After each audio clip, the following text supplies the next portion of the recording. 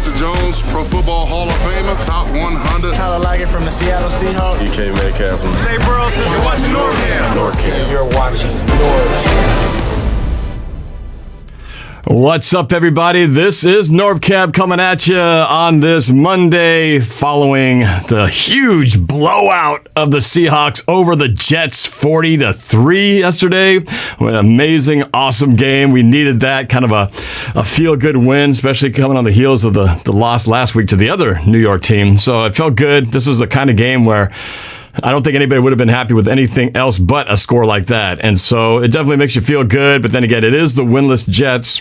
So we're going to kind of dive deeper into the weeds in this episode of Coach's Corner and discuss exactly, how much should we take away from this? What were some of the key plays in this game? And then maybe a little peek ahead as to what's going to happen next week. So before I bring in the coach, let me just remind everybody, I would greatly appreciate it if you would hit that, smash that like button, hit the subscribe button and the notification bell. You guys have been killing it lately, and I do greatly appreciate it because I just hit 45,000 subscribers as of yesterday, trying to get to that 50 mark, which would be a huge accomplishment with your guys' help. So I hope you can help me get there. When we do get to 50,000, I am going to be giving away a NorbCam autographed football to a lucky winner out there. So help me get there. That'd be really cool to do. So without further ado, let me bring on the coach of Coach's Corner. Everybody, here you go. Back again is my good friend and fantastic football coach, Mr. Bill Marsh. Bill, welcome back to the show, man. Oh, hold on. My sound was off. There you go. Now you're on. There you go, Bill. My bad. Thanks. That's all right. Thanks for having me back. Congratulations on getting to the 45. I mean, that's fantastic. I know you've been working hard. I knew you back when you had one, and now you got the big group of things going. So it's awesome, man. Very cool. Yeah, well, it always takes one, right? It's one play at a time, one subscriber at a time, one moment at a time when it comes to anything you do in life. So one play at a time, as we like to say here on the show. And I can't wait to see these plays that you've chosen to break down and diagnose here. So before we get into the X's and O's, I always like to kind of start with just a little bit of for those of you who are new to the show, Coach Marsh and I go back many years to the actually mid to late 90s when he was a football coach at Eastside Catholic High School. And we did over 10 years of highlight videos working together with Coach Marsh, Mike Lorraine, and myself at Quantum Productions. Made some amazing, fun videos, not just the highlight plays, but all the sketches and entertainment and stuff like that, from Terminators to spaceships and all kinds of stuff. And it was cool that you were a coach who embraced that, because not all coaches like doing that stuff, but you ate it up like crazy. So always good memories. In fact, you were bringing up some of the old memories from behind the scenes just a couple nights ago. So I'll never forget those. So it's been a pleasure then and now. It's fun to go through those. I mean, everybody likes to kind of relive the memories, and we all have some extra time, I think, on our hands while we're doing stuff. So to go back and look at things that we were doing 20 years ago, and again, I bring it up every time, but just how far advanced you and Mike were with everything you were doing. And yeah, I love doing it, but it was more because I knew what you guys were doing was for the kids. We talked about it being a video annual, and now look what's become of, people all the time are looking at, NFL film stuff from 5 years ago, last week, 20 years ago, what have you. So the fact that you guys are doing it, that long ago before everybody else is awesome. So fun to be doing this again. Fun to be, looking at stuff with the Seahawks and collaborating again like we did years ago after midnight. At least now we're warm and we're indoors and we're doing it at a normal hour. It's not 1 a.m. on a high school field in December where we're freezing cold, and you and Mike are asking for one more take, which I knew was about 32 more takes before we were getting out of there. Wanted to be perfect, and I loved it. Never settle than the best. So yeah, for sure. So great memories. I know we got many more to come. But just a reminder, everybody, we are going to be taking some of your comments and questions for the coach in the midway part of the show, and that's at the end. So if you want to do so, make sure you join the Discord, because that's the place to do it, just like we do during the game day streams. The Discord link is in the description. So jump on there and we'll take some of your calls during the show a little bit later on. But before we jump into our set of plays, how about just kind of a overall reaction to that win yesterday against the Jets? Just kind of give me your overall take, just as a whole, your reaction to it. Yeah, and again, I come from the perspective of as both a former head football coach and also a fan. I really wish we hadn't faced the Jets this week. Even though we needed one of those get right games, as they like to call it, coming off what they had just experienced and firing a defensive coordinator. Yes, we wanted that big blowout game, but it's so hard to tell. Were we really playing great, or are the Jets are not very good, but are they also in a position now where, it's hard to figure things out. It's not that they've given up. I mean, players don't give up, contrary to popular belief. At the same time, it was nice to see Russ at 21 of 27 for about 200 yards, and I keep saying, let him be the microwave. Let's not do the let Russ cook thing, except for when it's fast break. And we had that great series at the end of the half where it was 2-minute offense, and we had a couple other times. And we had 4 drives of 8 plays or longer, including one that was 11-play drive. So even against a poor team in the NFL, you still like to see that. Special teams is still, I think the special teams and our kicker and everything else, like I've said, I'm going to be careful what I say so I don't jinx anything there. I love it. And defensively, we did what we should do, right? We took care of all 3 phases. So you'll see in a nice mixture of plays. But again, I wish we'd have faced him at a different time because we need to keep improving as well. Mm-hmm. So, all right. Well, are you ready to jump into this first play right here? Yeah, let's set it up and tell everybody what we're looking at, and let's get right into it. Coach's Corner, play number 1. Yeah, so this is the play late in the game where Carson went on a nice big run in the middle. So we're going to watch it from a couple of different vantage points. So I'm going to let the play run here a little bit. And what you're going to see is just the simple. What's nice this week is now we have the all 22 angle. Thanks to Norb, you got us the 22, and we're going to have some end zone angles. So I like to always just kind of let people see it just one time through to be able to remember what it was at first. Great run. So again, yeah, just a really nice run, nice big hole. But again, it's one of those. Is it us? Is it the Jets just not doing well? But here's what I like. We've been talking a lot this season about our offensive line not being that great. Are we really doing the things that we want to do? Well, here you got basically a 5-man front that's coming up against us. And what we got here is a really nice job of creating a down block here, a good step out block here. I mean, the lane is absolutely fantastic. I mean, any running back that gets the ball here, Norb, they're going to love this. So I'm going to let this run a little bit. Yeah, you drive a car through that hole.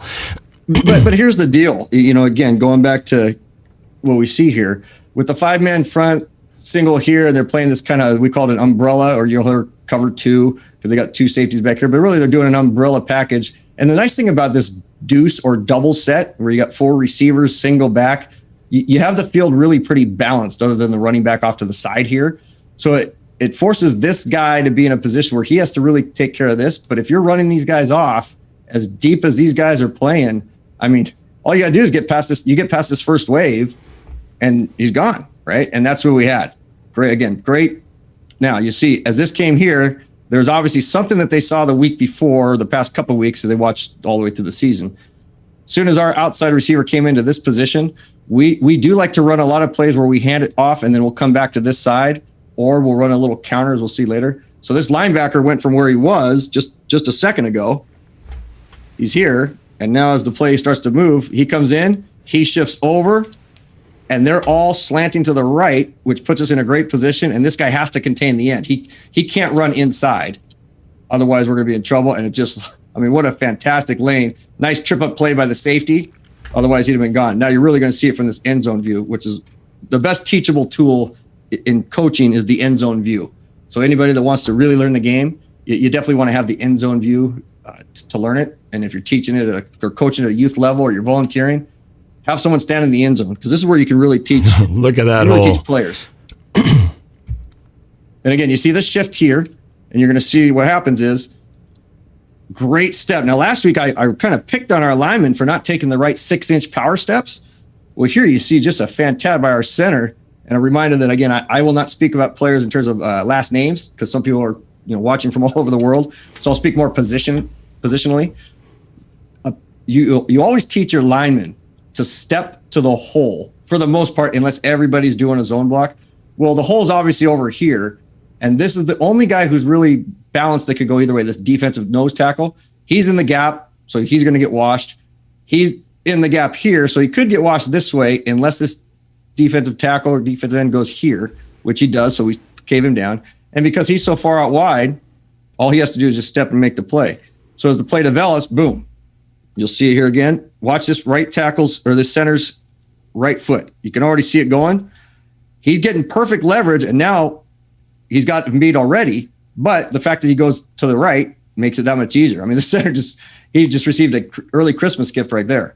Takes it there. This guy who started out on the other side, he immediately went to his right.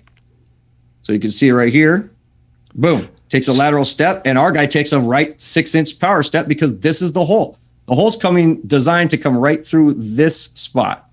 So Bill, is the fact that these Jets linemen are already stepping to the right, is this because they're anticipating the play to go to their right, or is it just they're moving? They just happen to move the wrong way and kind of help our team out because they just went the way we wanted them to?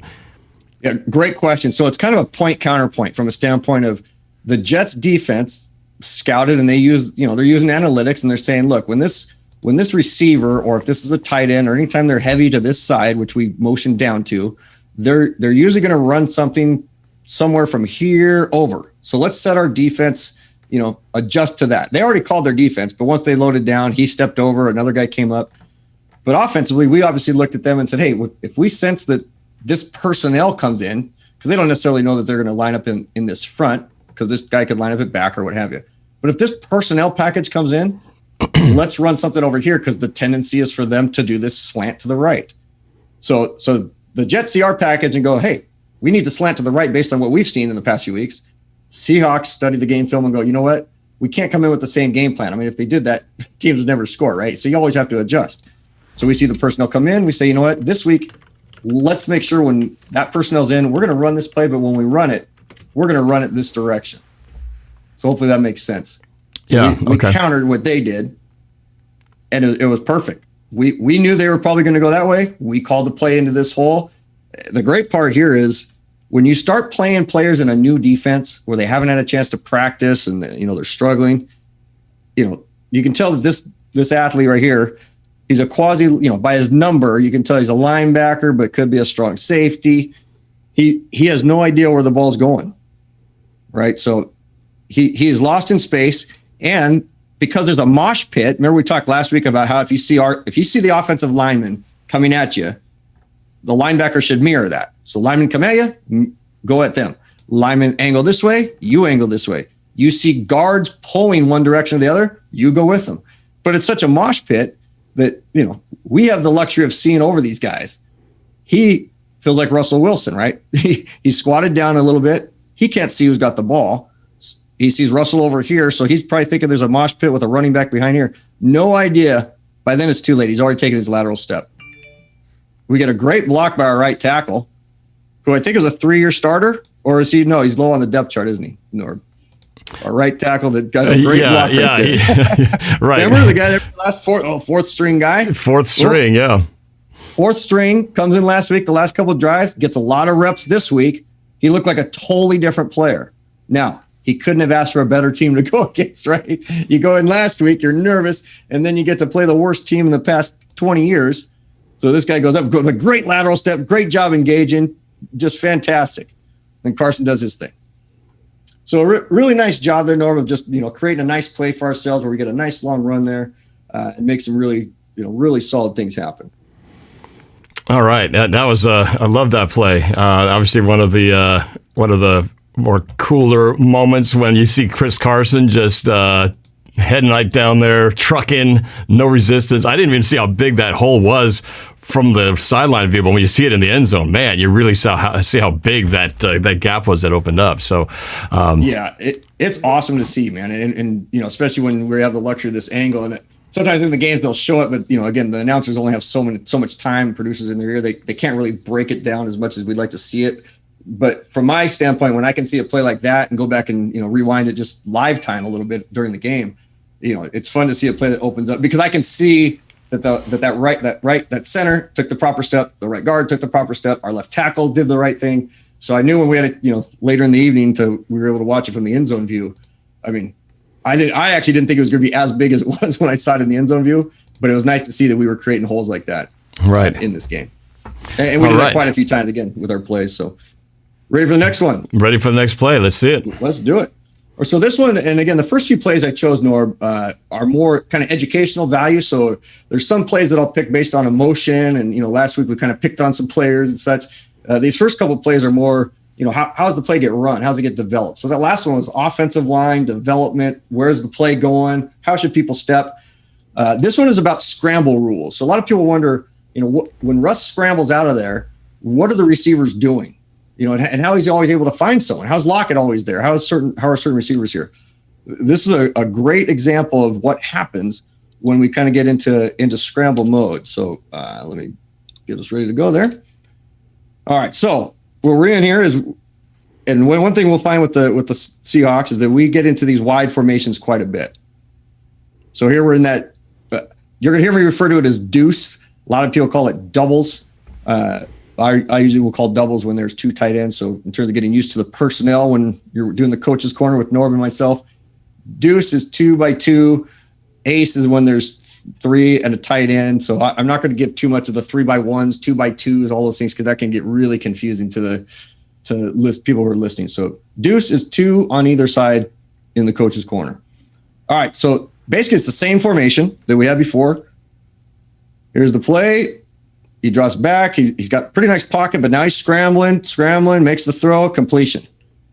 So let's go back and see why this works for us. So first thing, last week, you remember we were really struggling with our pocket protection.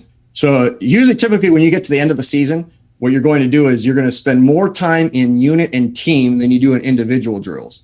Early on, you're spending a lot of your time in individual drills, fundamentals, even at the NFL level, and then you kind of balance it individual, then unit, meaning linebacker or running backs, receivers, and quarterbacks will do some 7-on-7 while the linemen are on their own, and then the linemen and the running backs and the quarterbacks will do inside run. Well, last week we were talking about the protection, how it needs to become, has to improve.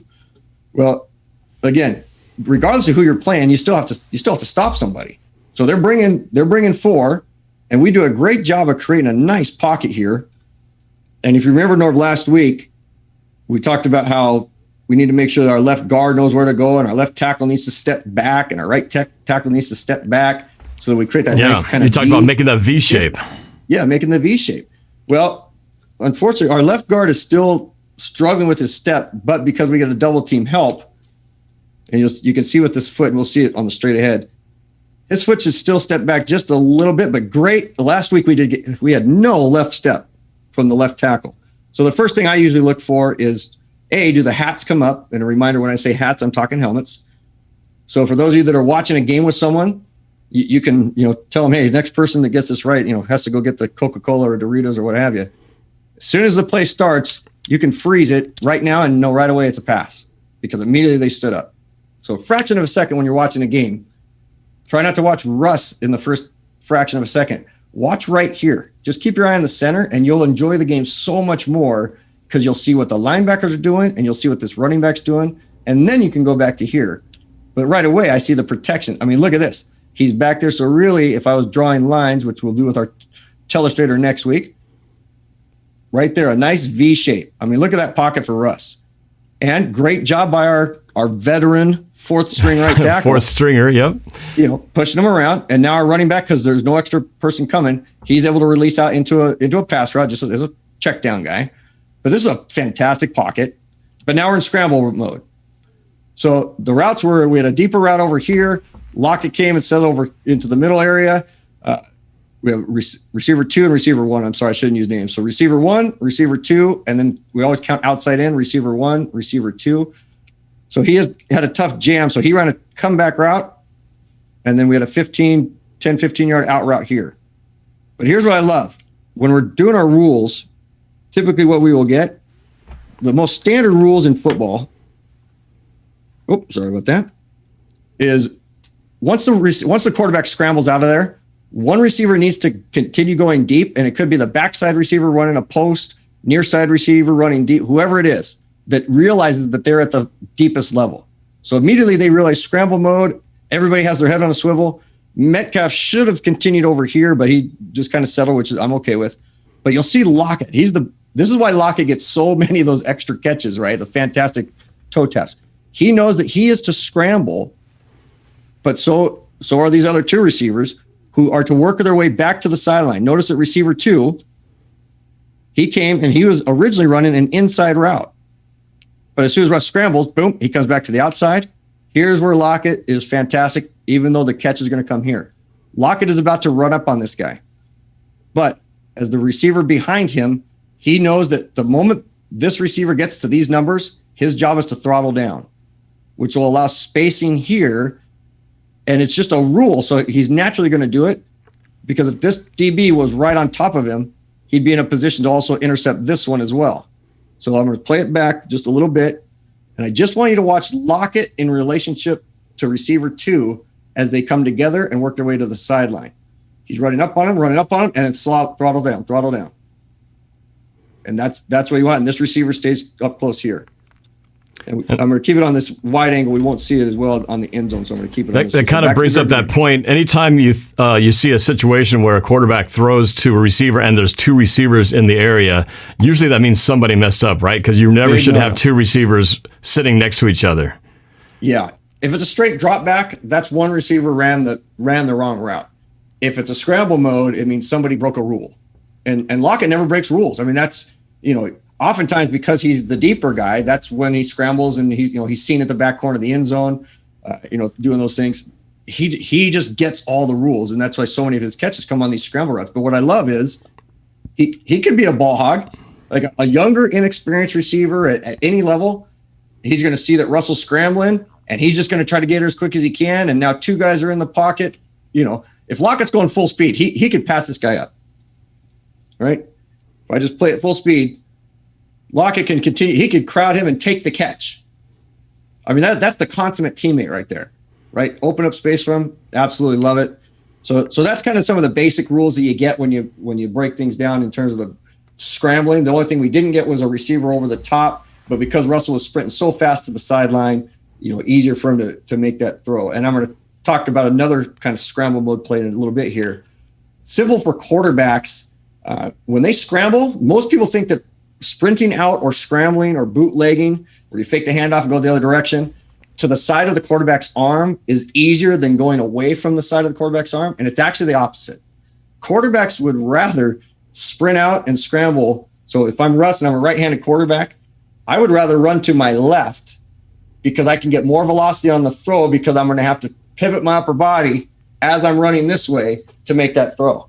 Oh, hey, Bill, and to make that demonstration a little clearer, flip your camera's mirrored so you look like you're left-handed. Hey, how about that? Well, the thing is, I am left-handed in real life, so it actually probably works better. Okay. All right. I wasn't sure. I'll flip the camera for you. For you.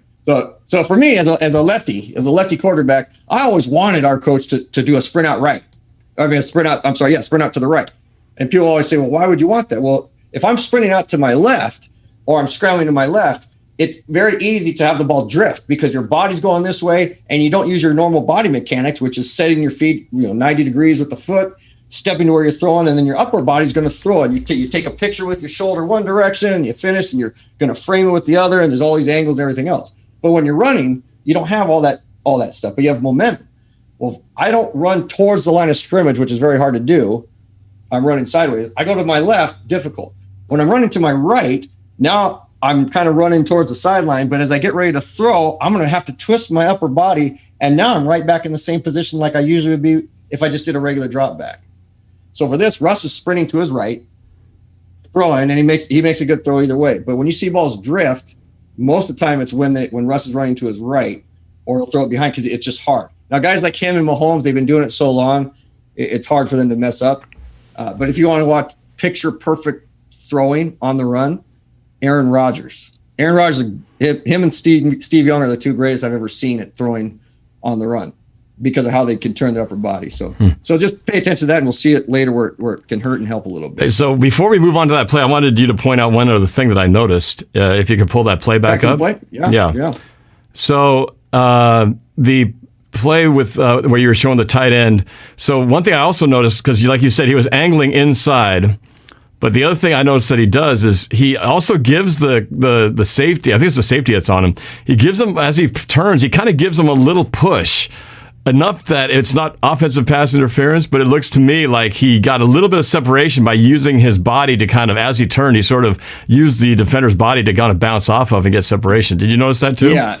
Oh, absolutely. And that's we used to call that the how do you do move. So and what Norb is talking about here, and I'm just going to let it play at regular speed. You'll see him come and move to the inside and then a little up chuck. Right there. Yeah, but the piece that works there is because of the scramble and the fact that he is technically not into his break yet. You'll see this DB's coming up on him, and you have to give the receiver a chance to get into his break.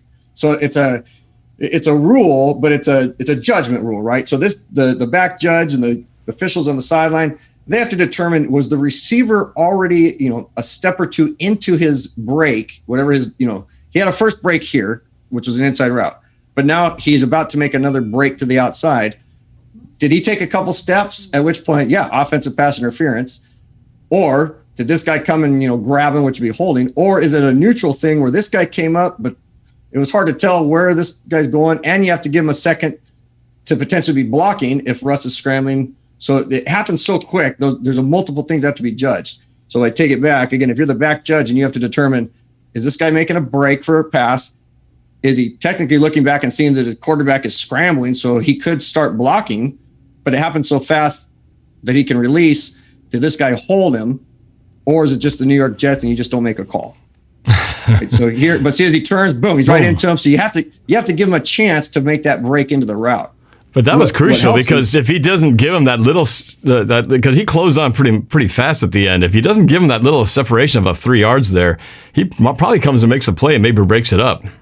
Yes, and if you remember last week we talked. Actually, I didn't bring it. It was a bonus play that we didn't get to. I was going to talk about the concept of the quick turn, which usually defensive backs do. So if this tight end or slot, the number 2 receiver, if he was to come inside and all of a sudden break hard to the outside, some corners, or DBs, if they're back, say 5 yards, they'll do what they call a quick turn, meaning instead of instead of keeping their stomach and belly button towards the receiver as he cuts across his face, they'll actually turn their back to him to go quicker. So what I love here for our slot wide receiver is the fact that when he gets here, instead of reverse pivoting and trying to accelerate out, he does a quick turn where he's looking back. He's going to turn his head away from Russell. So his head's back here, but see, instead of reverse pivoting, but the fact that he turned into him as part of what they call the quick turn, because his helmet turned away from Russ, that's what allows him to get that separation, which is why quick turns. The only time you want to reverse the other way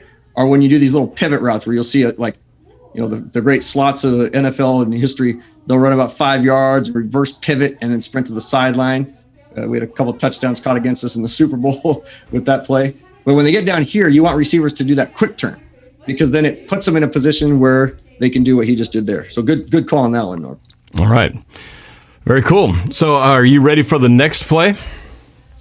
Yeah, let me just give me just a second here to cue it up. This is a reminder to everybody, for those of you who are just joining us, I'm here with my good friend, Coach Bill Marsh, doing our Coach's Corner breakdown of the plays from the Seahawks-Jets game. We will be taking your comments or questions for Coach Marsh on the Discord. So jump on the Discord if you haven't already, and you'll have a chance to join the live stream there, and we will take a few of your questions middle of the show as well at the end. So we are to take them. Yeah. So have your questions ready. And quick shout out to the NORBFAM members up there. The MVPs, Nick LeBeau, who's in the chat, Anthony D, Jesse Duckface, Riker Rockstar, and Ninja CRK, who just joined today. So, and our All Pros, Maria Maraj and Jason E. So welcome you guys. And you're offered to extend the invitation to join the NORBFAM membership club if you are so inclined to get some of those extra goodies besides the videos you see every week. All right, Coach Bill, the next play, take it away. Yeah, and Norb, if you could do me a favor, because I don't have the comments up right now, and I won't have them up during the show. If anybody has a question during a play or something, feel free to read out their question. Oh, okay. I'll try to scan through, and if there's a question, sure. Yeah, or if somebody's name lights up in a certain color. Yeah, you bet. Then definitely let's answer their question. So here's what we have here. We have what's going to be a sprint left. I'm going to let the play run just as a reminder of what the play was. This will be kind of a negative memory, but I want us to learn from it because people ask all the time about this situation and why it keeps happening to us, to Russ, as I like to say. Okay, so we're back into the scramble where the scramble rules are there. It's all there. And then, man, oh man. Now, it's a great play. First and foremost, yes. First and foremost, something we don't do often enough, Norb, is we don't give credit to the guys who do something well against us, right? We think, we got Metcalf. He should be able to beat everybody. Well, you know what? This guy gets paid, and he wants to continue to play, and he's hoping he gets traded, hopes he gets whatever. So these guys are making plays too, right? And so I do, you have to give credit to a guy who makes a heck of a play there. However, right, I want to go back to the very beginning of this piece. It's 2nd and 10. So we have, and we're at the 37. So we're in that land where, we have a field goal kicker that we know can kick it 60 yards, but we also can maybe get 3 yards or 4 yards or 7 yards or whatever and give ourselves a chance to go for it. I always look at these type of things like, if this is the Super Bowl, are we going to make this type of mistake as a veteran quarterback who does this every 2 or 3 games? And again, we love Russ. We love all the stuff he does. But man, oh man, because he's such a competitor. This is where being such a competitor can hurt you sometimes. You try to force a play because you also believe in your guy. So it's the good and the bad. Those are the things I'd be talking about if I was talking with Russ. Okay, man, I love your competitor. I know you believe in our guy, but you got to know the down and distance situation and where we're at. It's a 7-3 game. Last week, close game put us in a bad situation. We end up losing. So we're back to scramble rules, right? So drops back. He was going to do a quick hitter, and somebody ran the wrong route because nobody is ready for this play. When he steps, he is stepping, and his hand comes off the football. Literally, he's up right there real quick, but nobody's even close to being in their break. And yes, we definitely teach at the NFL level. I mean, the ball should be thrown, as soon as he snaps the head and the hands around, he should catch it. Now, this receiver doesn't do the greatest job bringing his hands up on the short routes. So either the route was too long by the slot, or Metcalf ran the wrong route, because the way his feet are looking, I'm thinking he's coming here. Because again, that 90 degree footwork we talked about last week, back foot, front foot, point toe. So he's ready to release it with his point toe here. So my guess is he's looking to come this direction, but the route, instead of being, maybe 3 or 4 yards, he's running it all the way up there. I mean, he's running it 8 yards, 9 yards. So is out here. So now we're in scramble mode. Great job of getting away because we have a little protection breakdown, but that's really not what I'm going to focus on this play. He gets out of there. Now we're in scramble mode. Okay, receiver near side. We had a player stay back here. He's going deep, so that's what we want. He's got a backside route, so he's going to continue on with that. But here's the issue that I have. Okay, he could still throw it here or throw it away. Darnold did it twice, where he got in the situation, threw it away. And, nobody thinks real highly of Sam Darnold. But he at least was smart enough to throw away. Here, we force a play against a guy who's clearly covered. Russ is a veteran enough player that when he's running out here and looking down the field, he has to know that somebody's there. He just has to know. And now you're throwing a 50-50 ball to a guy who I think we proved last week doesn't do really well in 50-50 balls. Right? Doesn't go up and rebound him. Doesn't plant and come back after it. Yeah, I was saying that when after that play happened, that Metcalf, if he goes and attacks it high, he should at least be able to contest it and knock it down. But here, he's not even going in the air. He's trying to get it on the extended arm reach instead of going and high pointing that ball. And if you didn't watch last week's show, go watch the whole thing. But if you go to the last play where we showed it a bunch of times, the Hail Mary and what Metcalf needs to do, the fact that he's not going up after it, or that he's not planning and coming back. And we teach that all the time, that, granted, you're going full speed. You think it's there. And of course, that might be hard for Metcalf to realize when he's looking back that this safety's here, but a safety's coming. And we always teach, I'd rather a receiver catch the ball at its highest point and fall down at 30 yards than keep running and try to catch the ball with your arms extended at 50 yards and it's picked off by a guy who chose to go up at its highest point. I mean, heck of a play right here. Yeah, it's a great play. Rebounding the basketball, and I'm going to let this play to the other side over here. Okay, so here's the scramble mode. Now Wilson's looking to this receiver out here. He's looking right here. He's not looking deep yet, and then he looks last minute. So in my opinion, it's, throw it out to the sideline where either he catches it or nobody catches it, right, instead of just heaving this 50-50 ball. Now, again, look, the reason why he's able to get the ball down there from the 42-yard line, he's going to throw this 40, 47 yards or so, 50 yards, is because he's running to his left so he can get his upper body. See how it's squared? When he's running to his right, his body stays squared to the sidelines. So here, that's a sideways fling. Yet look at the perfect spiral, perfect velocity. I mean, if this guy's not there, that is a perfect throw, right? I mean, it's a perfect throw. That's why guys like to go to their opposite side throwing it. So it's a little bit on Russ, but it's a little bit more on Metcalf. Well, what I would have liked to see Metcalf do was to angle in, cut off that guy, or at least force his body on him, and then, like you said, go for the rebound. Instead, he just sort of lets the other guy get leverage, and he never really fights him off. Norb, you said the perfect. And look how big he is. DK is a good, 3-4 inches taller than that guy. He should be able to just out muscle, go Shaq, Shaquille O'Neal on him and just out muscle the guy for that ball. And the thing to remember is he's really, he's a year and a half in, but he's only, let's call it a year and 3/4, almost 2 years.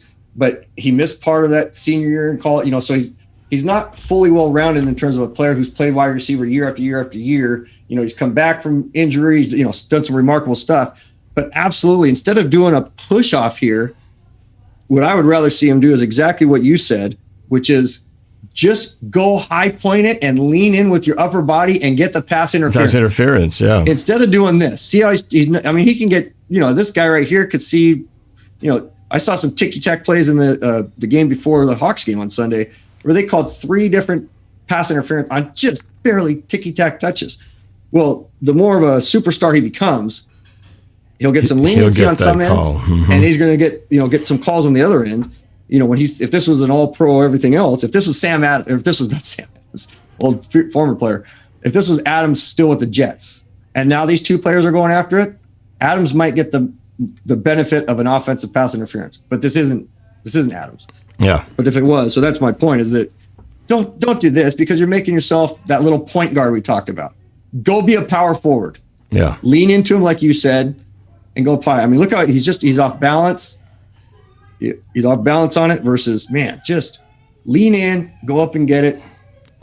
Yeah, and he's got such hops. That guy could jump up, and he could out-jump that guy by at least a good foot. So it shouldn't even be close if he makes the jump. I'm just going to watch at regular speed. Yeah, I'm going to watch it at regular speed this one last time. Because, again, the point of this, though, is scramble mode, understand game situation, right? And we can't make these mistakes. And again, I loved his stats, right? He's 21 of 27 for 206 yards, 4 TDs, 1 interception. I don't care about QBR. I really don't care about that stat. Those are the numbers. I read them off last week. I won't read them off this week. But when we get those numbers, we win. We do exceptionally well. We get the running game going. We work the clock. But man, oh man, if we could just eliminate this type of a play, because this isn't about playing the New York Jets. He's going to throw this against anybody, right? Yeah. So, and I'm just letting the play run here. So again, scramble. Man, just throw it away. It's second down. Give us 2 more chances, or let our 60-yard field goal kicker kick the field goal. Let's not give them the ball. Not in that situation. Yeah. Just don't like it. Yeah, luckily that play you kind of forget about because it was inconsequential to the end of the result of the game. But in a tight game, that could cost us everything. So Cameron Hughes made a good comment. Says Marcus May is like 6 foot. DK should moss him. That's exactly the point. You should have been on that. You got mossed. That would have been a perfect. You got mossed clip right there. Here's what's fascinating about great comment. Because I love you got mossed. I love that. But if you look at Randy Moss and then you look at a guy like Terrell Owens and some of the other bigger receivers, Owens always would go after the football. He not always, but for the most part, he would go rebound it and go after it. Moss was unbelievable at how lucky he would get because of the quarterbacks he played with, who threw the teardrop just like Russell does. A lot of his touchdowns were right down here in the breadbasket. Very rarely do you see a Randy Moss go up high and get it. But somehow he would. I mean, the year he had all those touchdowns with New England, and was breaking records with Minnesota and all those other things. If you go back and watch those films, how many times the DB should have just been able to swat at the ball and knock it down, versus a guy like Terrell went up and went after it, and Jerry Rice and all those guys that really went with their hands. So let's go ahead and go to, if you want to go to the next play. Yeah, and when did you want to go to take some calls? Was it after this play? Yeah. Let's finish with a defensive play since we haven't seen defense. So one more play here, and then we'll take a few calls, and then we'll finish up the last remaining one. So, I'm excited to see what's the defensive play here. Yeah, and this is again our buddy, who I think is our MVP right now when he's actually playing, because he's just such a stud. He's playing safety, but he's dropping down, plays linebacker. Sometimes he comes and plays the end. So its situation is, we're gonna watch the play so you can see it, where play comes and it's essentially a counter type of a play, where as the snap comes, a player comes across and is going to try to do a kick out block. Now, what the player doesn't do correctly is, and he's not a lineman, this is why it's tough when you're asking a wide receiver, who's wearing number 16 to come across. And there's a reason why I'm saying that with regards to that number. Usually your lower number players aren't the ones who are going to come in here and make these type of plays. So as he comes across, you always teach a player that when a running play is going to the inside, just like we talked about the footwork, your hat has to go play side, meaning as the play is coming across here, boom, his helmet should be on this side to force that out, because the play is obviously supposed to go in here. They're trying to run the play in here. But the fact that he doesn't, and the fact that Adams comes in this case as a line, I'm going to refer to him as linebacker because now he's dropped down right before the play. What a great linebacker does is the moment he sees that a counter is coming, he settles his feet. And this is something we teach at the high school level, and it's so hard for kids to learn it. What you want a player to do on a running play, not on a pass play, come after it. But on a running play, get here and settle your feet instead of coming and running. He could come run hard and get what we would call an Olay tackle, where he'd come up real fast to try to get here, try to beat the block, and this guy would go right underneath him, and now there's a huge hole, and maybe he gets there, maybe he doesn't. But instead, he does the perfect thing. Look at the feet. Settle. So now he settles. He takes on the block squarely, and smart player, but this guy makes a mistake. But now he's got it closed down to where either this player is going to bounce it outside, and we get a fill in here, or let's say he'd come and settled, and this guy makes the right block and does kick him out. This guy comes inside. That's what they talk about when they say fits and force and fill. When your defense is playing correct, you always have every single gap covered all across the board, no matter what, no matter how they block it. Yeah, and if 16 blocks Jamal Adams, then it's kind of one-on-one with that corner, right? Yeah. So if his helmet comes inside and kicks him out, well, then he would see it and immediately come arc back inside here to help make the play. Now he overruns it a little bit, but Adams is such a great player. And here's what I love, right? I mean, this is what we loved about Earl Thomas when Earl was here. Remember that play against Carolina, I think it was, where he sprinted across the goal line and chopped it, and all of a sudden the guy fumbles it. Same thing. I did Adams does a great job. Mm-hmm. Yeah, and these are the type of effort plays that, man, I just love. I love seeing these type, because what happens is, boom, he comes right in there, and then it's not just about making the tackle. You can see, I mean, he's going after something deliberate, and unfortunately we don't get to see it from the side, but in the game they showed the reverse angle on it. I didn't put the reverse on this one. From this side, you can see that this player also pounds at the ball. So you have two players. One player comes in with his right arm, the other player comes in with his left arm, and it's just like boom, boom. That, again, I used to always joke, all my years with little kids, my 3 little kids who are now growing up, I would never drop them when I was at the park, right? I held them tight. Now, people weren't trying to knock them out of my arms, but the football weighs, about a pound. A running back's making $3 million. How does he drop that rock, right? How does he drop the rock? Or we sometimes would refer to it as the baby. How does a running back drop the baby when he has it secured, and boom, it's out? But it's a great play by our player. So just loved it. Loved the effort all the way around. And again, not a great block here, but I'm still going to chalk it up to just a great play by our player who knows how to make it. And either way, either direction he would have been blocked, it would have been the correct way because of the way our defense is playing. So that receiver was going to be wrong no matter what, because we had a guy behind that would have at least come and filled it. And you hope, if he makes the tackle. Yeah.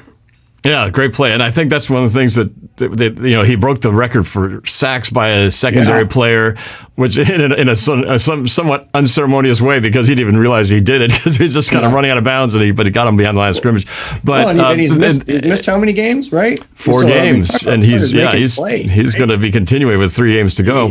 But they kind of the key for us.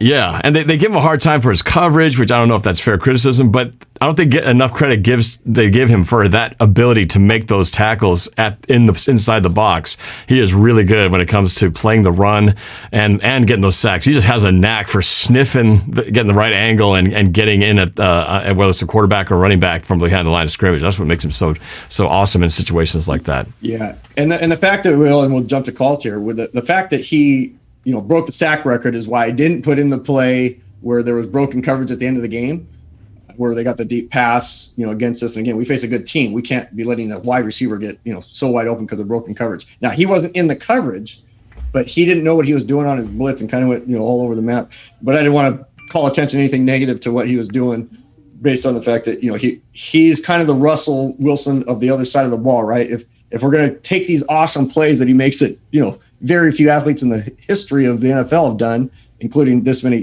sacks, but in terms of actual how he plays the game, then we're going to give up, some of those other plays if we get this. So right. Okay, so let's go ahead and go to a couple of calls here. Some people have been standing by. I see somebody in the Discord has got a Jamal Adams icon, so how can I not go with him? Don't know the name, but we're going to find out in just a minute, hopefully, if this all technology works right. Hey, what's up? You're on with NorbCam and Coach Bill Marsh. What's your name and where are you from? I'm Ori. Oh, this is Ori. What's up, Ori? Ori? Ori. Yep. Okay, so I make sure I heard it correct. No stranger to the show. What's your question, Ori, for Coach Marsh? With the offensive line, do you think it can hold up against Washington's extremely talented defensive line? Man, I always hate the cliche, great question, but that is a great opening question. I mean, great opening question, because I have the same question. And that's exactly why I wish we were facing a better team this past week, a team that we still could have, could get right with, but a team that we could have worked even more on, because this, comparing to the Jets, comparing the Jets line with what we're about to face with Washington. I mean, that is a team that is inspired. They're playing some great ball. I love their head coach. He's a guy that's, D line, he's pushing D line, probably hangs out with the linemen all the time. So I'm really, really concerned with what we're going to do there, which is why I think it's so crucial that we have that quick hit passing game, that microwave thing that I keep talking about, where it's quick hitters, but it's also Russ calling some plays in those quick situations. I don't know that we're going to be able to run very well against them, and I don't think we can sit back there and, Russ has to have instinctual awareness, meaning drop back, throw the ball, or throw it away. Or as we used to say, throw it to your parents up in the stands. Either throw it or throw it to your parents in the stands. But either way, you don't have time to just get back there and do your thing. Can't be scrambling and run all over the place. They're going to have a great game plan. So great question. I am concerned about it. I think it's going to be based on what we choose to do offensively. We cannot rely on our offensive line to, protect for 3 seconds or open. We're not going to get open holes like we had a few plays earlier. So great question, though. Great question. Yeah, definitely. I've got concerns, and then Washington playing really well on a hot streak right now, looking like a pretty tough team coming out of the NFC East. Let's go to one of our MVPs, Nick LeBeau. Nick LeBeau. Nick, you're on with Coach Marsh and NorbCam. What's your question, man? Nick, before your question, I saw one of the videos you posted. It's fantastic. So I love your stuff. There we go. Thank you so much. I appreciate that a lot. You bet. Yeah, thank you guys for doing this. This is very educational and awesome. It's a phenomenal segment. And yeah. So my question is, what's your opinion on the Seahawks time management? I've noticed more than half of the plays, the play clock's down to 5, 4, 3 before Russ hikes it. There are a lot of second quarter timeouts because the play clock's about to run out. Even third quarter timeouts, which is led, like we saw in the Giants game, to us having some time management problems later in the game with not having that extra timeout. So what's your opinion on that? Yeah, so Nick, here's the thing. If I could go into the Seahawks organization and fix one thing with their offense, it would be time management. It wouldn't even be a scheme. It wouldn't be anything else. Time management has been the biggest frustration for me, and it actually dates back to when Pete was at USC. So it's not a coordinator thing. I don't even think it's a Russ thing. I think it's just, the way they're putting in their things, because Russ does not check many plays. And in fact, one of the things I put as I was watching the game on my notes, I said, Josh, why are we not checking more? And then Russ checked us into just a brutal play, and he usually checks us into run plays, and time was running down. It was awful. But it's one of those things, Nick, where we have to really fix that, because we cannot be burning timeouts. And I continue to talk about what are we going to do? What are we going to do in the playoffs? Right? We can't be burning timeouts because of time management. We can't, we have to be in a position where we can check plays. And so many times we have to go with what's called, because we're not, we're just wasting too much time. And I don't know, again, that's why I would love to go there and say, is it a product of too many people having input on the play, which can be a situation. I know one of my years as an offensive coordinator, I allowed too many people on my headset, right? So I had one headset and one that wasn't on. So just the 1 ear thing. I had a guy upstairs talking to me. I had my running backs coach talking to me. I had an old line coach talking to me. I had a quarterback who needed the signals. I have to think of my own thing, and I have 8 total seconds to come up with the play. That was my internal clock. Get the play to the quarterback in 8 seconds so that he has time to call the play, signal it, what have you, check out of it. And sometimes to me, it looks like we're getting down to the 15-second mark. I think that's when they turn off the headset. Then we're calling the play, and then we're getting up there, and Russ is kind of looking. So, yeah, great question. Very concerned about it. I do wish, when we get into that 2-minute huddle, no huddle and those type of things, that's where we're at our best. And teams just seem to refuse to do it until it's at the 2-minute mark. I'd love to see us come out of a drive or go, the other team scores, we go on the field and we're right in the offense and we just go right into it, no huddle. I'm totally with you. I'm very concerned about it. Yeah, and there was a time during that game yesterday where I think Russ was looking at the sideline going, signaling like, let's go. I don't know if he's looking for the play or somebody needs to come in, but definitely you can see Russell's waiting on something and he can't go. And I was watching going, Dad, they're going to run out of time. They're going to have to burn the time out here, because they're in the huddle still, 15 seconds left, and they were still barely talking to the play in the huddle. I was like, there's no way they get this on time. So it's definitely something you got to stop doing. Before, that the best person at doing this, because I'm a big Aaron Rodgers fan, and trust me, I don't want to face him, but I do like watching how he plays and how he's evolved over time. He's even admitted that there's many, many times where he will do the, cover the head, like, I can't hear you, and come on, get the play. I don't know. And he'll admit, I know what play came. I heard the play. I just don't like the play that was called. So I'm going to go in, get the play in, or I'll just act right after the play like something's wrong with the headset in my helmet. So I'll immediately go in the huddle, call a play. So I don't have to wait for what the coaches are going to do. Because again, a quarterback who's a veteran like Russell Wilson studies all the film, does all the things he's been doing. He has a flow for the game, and he is a rhythm guy. I talked 2 weeks ago about balances versus rhythm. He doesn't need the balance of the running game and the passing game. That's not what I'm referring to. I'm talking about getting into a rhythm and a flow. His rhythm is when he's running to the line of scrimmage, getting guys in order, calling the play, boom, off we go. Getting guys in order, boom, off we go. When we go into this super slow tempo, it drives me nuts. It drives me absolutely nuts when it's obvious to everybody out there. I mean, it doesn't take a coach to see it. We've seen it for years, and he's a veteran. If he's young, don't put him in that position. But we've had multiple coordinators, and none of them seem to want to do that. Yeah, I don't know. It drives me crazy. Up tempo. Let Russ. That to me, that's letting Russ cook when he's just out there calling the shots. He doesn't have to throw the ball every time, but just out there calling the shots. Great question. Let's get another one here. Let's see. Let's go to, how about one of our staff guys? Let's go to young Seahawks Martin. Martin, you there? What's up, Norb? What's up, Coach? Hey. Kid Smart, how are you, buddy? I'm doing good. Good. What's your question?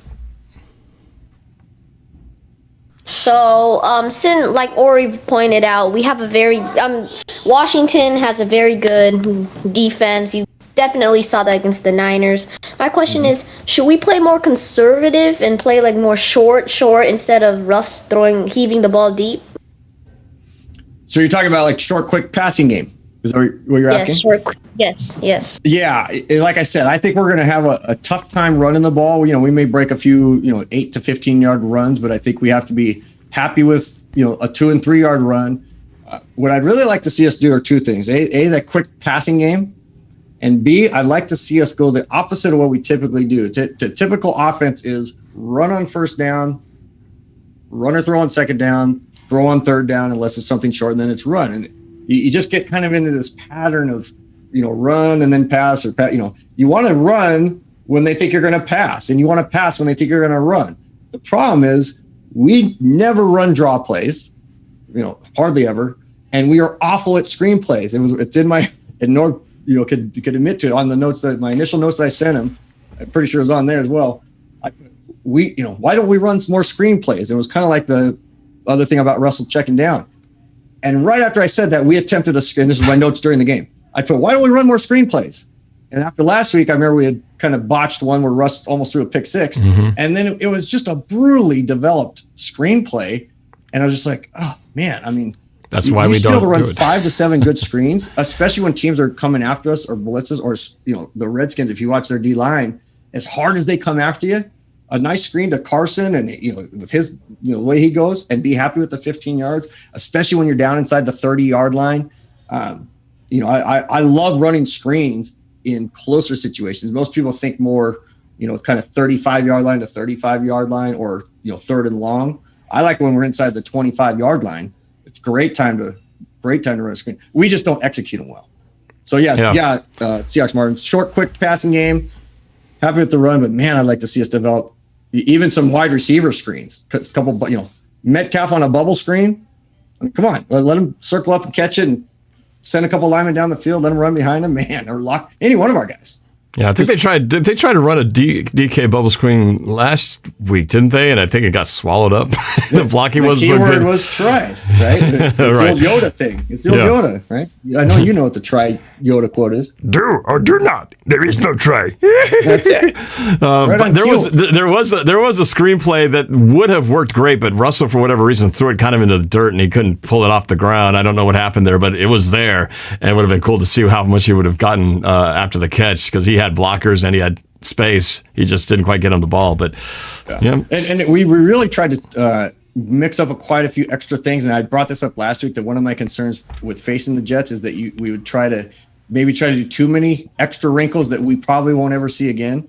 That's why I would have liked to have seen us try 7 or 8 screens, because that's a scheme thing. Like, try to do that. Instead, we ran a couple types of plays that it's like, okay, we're probably never going to run that again, but at least we did that because we knew we could, right? And then there's a big difference between running a play because you can because of the team you're facing, and running a series of plays that are similar, that either you want Washington to see on film.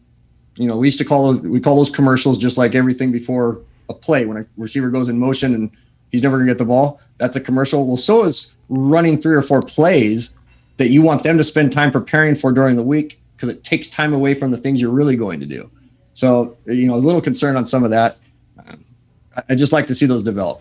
That's what makes Kansas City fun. Yeah. And is a screen pass, like what you're talking about, difficult to run because why we don't do it well? Is it a thing with the linemen? Is it Russell? Is it the running back? Is it all of the above? Why do some teams do it so well and others don't? What is the key?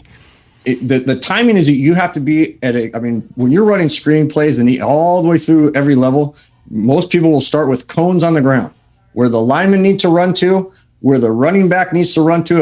If we call it a slip screen, that means the running back starts like he's going to block, pass pro block, and he's going to slip to the left or slip to the right. Or there's a middle screen where he pretends like he's blocking, he just turns around, catches it, turns around, follows his lineman. And then there's the receiver screens where they're kind of doing the bubbles into the middle, or they're running out towards the sideline and catching it. But if those receivers, including running backs, are not at the exact spot at the exact time that Russ needs to throw it, then Russ has to make a decision of throwing it away or throwing it at the ground or what have you. Because if that running back or receiver is not exactly where he needs to be, we risk, the lineman could be downfield because the receiver maybe has caught the line of scrimmage, or Russ is looking for a spot. That guy's not there. So did he get hit by somebody? So it's one of those plays. It's just a notch below a trick play, because you're asking linemen to go block people. You're moving people into different spots. So, but it's not that hard to execute. So if I had to put it on one group, I would put it on the running backs, because as we saw last week, I can't believe that the running back that ran that screenplay, I have to believe all week long when he was practicing, he ran really hard to make it look like a running play, and then sprinted out to the slip left. And then in the game, he kind of half trotted. We didn't get the play fake. And then when he ran out there, Russ kind of just lobbed it. I'm sure that wasn't how they practiced it. Yeah. Yeah, plus the linemen have to fool the other line. The offensive linemen have to fool the other linemen so that they don't see the screen developing, so that they think they're just breaking through to rush the quarterback. And then there's a little bit. So there's a little bit of that coordination, the choreography that you were just talking about. So hopefully Seattle can develop that. It's got to be, offensive coordinator has to have that personality. I mean, I was a trick play guy. I was always the first one in the first quarter. I always swore I was going to be the first one to strike big with a trick play, open the game with a halfback pass or something, because I wanted that defense to be on retreat mode. Like, holy cow, they just opened the game with a halfback pass. Now, every high school coach in America will do it in the first quarter of their first game of the season, and then they all get scared. They don't do it the rest of the year. I always had at least 5 trick plays ready to go, every game, and I think college coaches do it. But the NFL, it's like, you have so much talent, and the defenses are solid, but you can get them on their heels if you run something more than just your basic, end around on the goal line that we've done a few times. Do something that really opens the thing up. And that's where, again, the screenplay. When you run a screenplay, now the defense have to be aware of it. They have to respect it. They have to go with the running back when he goes. They have to look at extra things. But because we don't do it well, Redskins won't spend any time at all on it. They're like, hey, if they beat us on the one screenplay, they're lucky to even complete it because they haven't completed any. So we're not going to waste time preparing for it. Yeah, interesting. Yeah, that's why defending the Chiefs is so hard, because they have so many plays. You don't know what tricks they're going to pull out of their But that's Andy Reid, right? I mean, Andy Reid's like such a great mind. He has fun with it's just great. So, all right, so let's go back to the plays. We'll definitely. We'll get a few more calls in at the end here, but let's go ahead and continue. We got a couple more plays here that you're going to show right here, Bill. Yep. So let me get us queued up on that. Again, if you want to call in, you got to join the Discord. With the Discord link is in the description, and then you can join here on the voice chat. So, Bill, whenever you're ready, let's see it. Yeah, so I'm going to argue that this was my favorite play of the game. As crazy as that's going to sound, but you know me long enough, Norb, to know that special teams is my favorite. Special teams is my favorite thing. People like to say it's a third of the game, and then they don't pay much attention to it until something goes awry, right? You don't know who the holder is. And who the I assume this is not the touchback, or else you wouldn't break that down. So I think this is this was not a good play for the Seahawks, but something good out of that. But there's, how do you know it's not the touchback? Sometimes there could be something great out of it. Right? I love kickoffs. I hope they never get rid of kickoffs. Yeah. All right. I mean, everything's getting shorter and shorter, but here's why. Now, so I'm going to pull out something positive here. So I'm going to let the play run. So we get our kickoff, heading down and just to the spot where he's about ready to return it here. And I gotta say something. It's funny because me and my dad, we're always talking about the kick returns, and I always say, why don't they kick it to the 1? Because these teams can never return it to the 25s. They should do it more often. And as soon as I say that, boom, he returns it to our 30-yard line or something like that. Yeah, exactly. Anyway, so tell us what happened here. Great call. So here's the thing, and this is why our MVP is standing on the field right now. Even though I said it was our defensive player over Russ, or then it's our defensive linebacker safety player. I think this guy right here is the MVP, but I want to be so careful not to jinx him. And he's right here. He's basically almost in a walking mode. I'm talking about our great kicker, Jason Myers. His job is to be a safety on the hash mark on a kickoff. So when the kickoff goes and they're returning it, most teams are going to return it to the numbers on one side or the other. So as soon as he realizes it's at the numbers, he's just kind of jogging down this hash mark, and he's just like, please don't let me make the tackle. I'm not Pat McAfee. If I'm Pat McAfee, I'll love to blow guys up, but I don't want to make a tackle. Most kickers, when you see them try to make a tackle, it is the ugliest thing in the world. Oh my gosh. That's why they're over in you go to Seahawks practice in August when we could do that. You see the kicker and the punter, and they're over there, punting and kicking into garbage cans for 99% of the practice. Jog over, do their thing, jog back over. That's it. Right. So, but here's what's so golden about it. Okay. As he's running, what you teach him now, he goes from literally just standstill mode to acceleration mode. Right. So he knows he has to do something. And we call it the OS moment. And I won't say what OH space S means, but we go letter O, letter S, like OS. Here we go. Oh, here's shucks. The thing. Shucks. You teach a kicker or a punter, if you have to go make a play on the return man, make him come back to the middle. It's the same rule that you teach a cornerback, not cornerback on defense, which is you have most of your help's going to come from the inside, and you're going to force a guy to change his angle. If you let a guy go down the sideline, you're just going to be looking at his back. So here's what I love. He has two choices. He can either decide, I don't want to, I'll make it look like I'm going after it. But most of the time what you see is kicker helmet go on the backside, kind of come at this angle. I'll kind of get my arm on him, left arm on him, and he'll just keep going by. Instead, what Myers does is, it's kind of similar to the play last week with Adams. Remember when Adams ran all the way down the field and he just ran across the guy's face? Same sideline, in fact. Yes. Yeah, same sideline. It was just going the other direction. But same thing when the other game when Adams, they were going this way. Adams ran crisscross, crossed his face, didn't make the play, but it allowed the guy that was chasing to make it. This guy, if he's just going straight ahead and doesn't have to do any sort of move, we're not going to catch him. Falling down, maybe. But he would have been going full speed. Instead, because he sees kicker coming, so right away, he'd be in full speed mode. This guy's still at an angle. So I'm going to say nobody catches him. But because he has to change, he already starts to slip. He gets an arm on the shin. And now that's enough for this guy to decide, you know what? I'm going to hustle. And because it slowed him down, he lost his momentum. It was enough to put him into a position where now, instead of it being a touchdown, they're at the 30, right? You'd have thought this guy's at least gone or at least going to get to the 20, 10, or 5. Instead, he's at the 30-yard line for a guy who I didn't check today to see if he's still on the team, but if the field goal kicker's still on the team, I'd be amazed, right? So I think they picked somebody off, picked someone in free agency or something, so he may be going. Yeah, exactly. But the point of this is obvious, right? It's a kicker who, when I say, what are we going to do in the playoffs? What are we going to do in the Super Bowl? Man, this is like a play of the game type of deal. And nobody really says much about it. To me, it's your kicker. It's your guy but I'll guarantee you, Pete Carroll's going to pull that play up in front of everybody and say, how are we missed tackles and how are we doing this? Like this guy, what a rock. Now just watch. He sees it here, hash mark. Now closing the angle down, settle, and then accelerate, cross the face. You'd still think he's gone, but it's just enough. That's an all-world play. I mean, I know NFL players. Yeah, you got to give love to the kicker sometimes because he just doesn't get enough appreciation. And obviously, we're not going to put field goals on here, and we haven't run a fake since 2015 in the Green Bay game or 2014 on field goals. If we don't bring Efren Herrera back, we're probably not going to do much special team stuff. So neat to see a play where we could do something that really bring shine on the kicker and doing something great there, because that's a huge play and a close, even in this game, right? 17-3, if he scores at 17-10 and everybody in Seattle's, really going OS because it's like, oh, here we go. We're letting him back in. We can't blow him out. We got problems. And that was a huge play.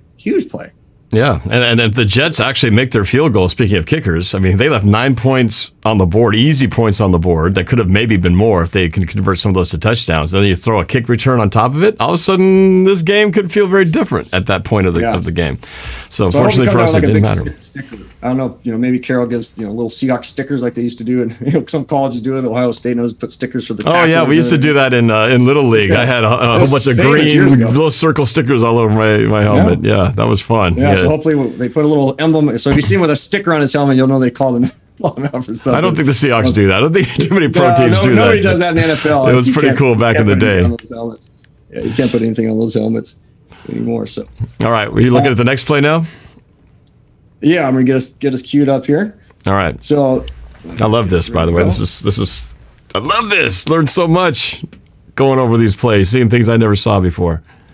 All right, so here what we're going to have is a counter run. There's a series of 3 plays I'm going to show here that are all kind of intertwined, kind of from a literal standpoint and from a figurative psychological standpoint. You'll see what I mean here in a second. So this one right here is the play where we're going to bring him down, and it's something that the NFL is really doing a lot. But here's what I like that we do, that the Jets did, but we did it with a more prototypical athlete in the position. They tried to run this type of a play with little number 16. We at least brought a thicker, wide receiver / tight end type, right? So, whether it's a Metcalf or a bigger receiver or a tight end, which I love our slew of tight ends. I got to be honest with you. I think we do a really good job of, with the tight ends we have of utilizing them. So here's that same type of counter play. And I'm going to show it just probably once or twice here so we can see it from behind, from the backside. So here he comes down, he settles. Now he's going to come across. There's nobody kick out, and then he comes and makes a block down here. So I'm going to show it one more time just from this angle before I go to the end zone view where we can really see it. Okay, so again, the play that's coming is he's going to come, and his job on any counter play, the first guy on a counter, his job is to kick a guy out. So whoever comes up the field, his job is to kick him out. First guy that crosses his face once he crosses the center after the snap. If there's two guys pulling, first guy kicks out, second guy loops around and tries to get the kind of wall off. But this is a one-man counter. So if you hear counter, it means running back's going to fake kind of run one way and then go back the other. But somebody on the line has to also go with and lead with him while everybody else is going a different direction. So what it looks like is at first, you can tell all the running game looks like it's coming right at you and going this direction, which is why these linebackers, they're mirroring it, right? This guy's coming, this guard's coming this way, this guard's coming this way. So if you're just looking at the guards, they're both basically going at this direction. So they mirror it, and these linebackers are going this direction. Perfectly set up. Now, he leaves, and that's on purpose because his job would have been to kick this guy out. But this guy breaks the rule of running game, which again, NFL players, but they're still human. His job, or what they may have told him was, and I can understand just from a standpoint of, hey, watch for the bootleg, because we obviously fake the run and come bootleg. So he may have contained, but he's just in a very poor position. Most of the time you'll teach a player, come up here, settle your feet, and then squeeze down on this play. So this defensive end. Yeah, like Jamal Adams really did. Down. Yeah, exactly. Yeah, bingo. Squeeze it down. Keep your outside arm free. That way, if Russ does get outside, you just take a good angle, beat him there. Instead, because he comes so far up the field, he doesn't have to take care of this. So now he's like the second guy on a pulling play, right?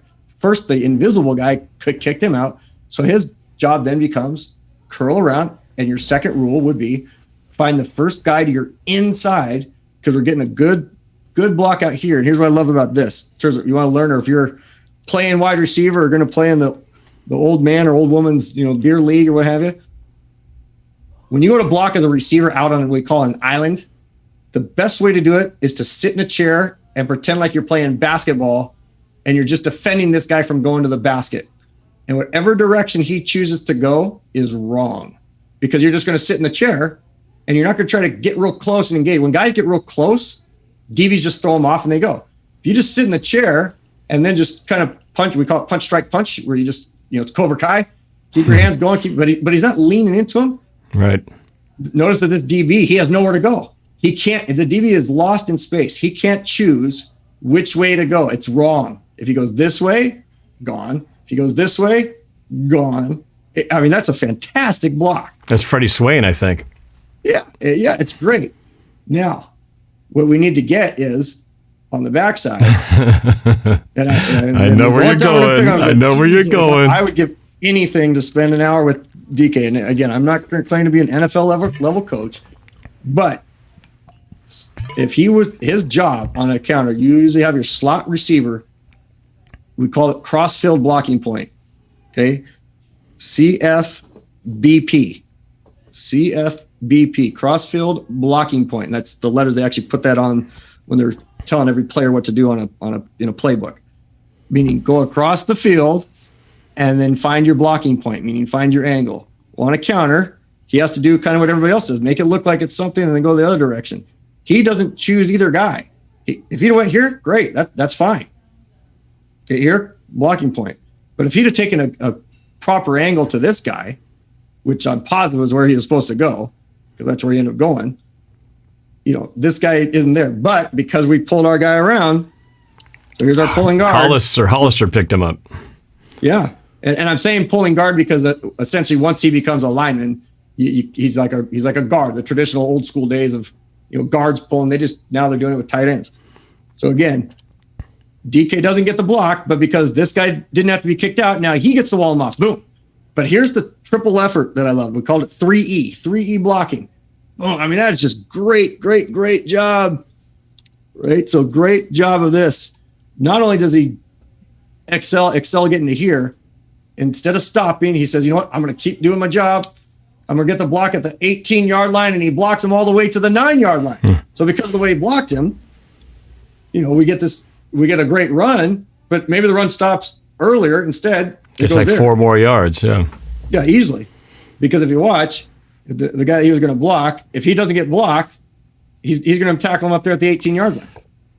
So if DK does get that guy, then Hollister doesn't have to take him. Hollister can then get Hollister's right here. Hollister can get this guy, and then it's wide open.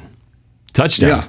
Yeah. And again, because I'm not in the film room with these guys and have their playbook, I can't say without a doubt he has here. Right. But I'm looking at his helmet.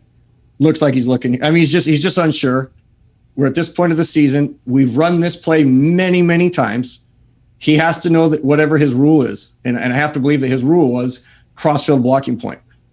Straight ahead is not crossfield blocking point, but in most counters, your backside nearest receiver to the play, and the play is going over here, goes crossfield and curls back and finds his blocking point, because you have receivers blocking this out here, and you have someone that's going to come up through here. Even if he gets kicked out, what you want is running back versus free safety. Look at the blocking by the line, by the way. Look at the line. No, it's fantastic.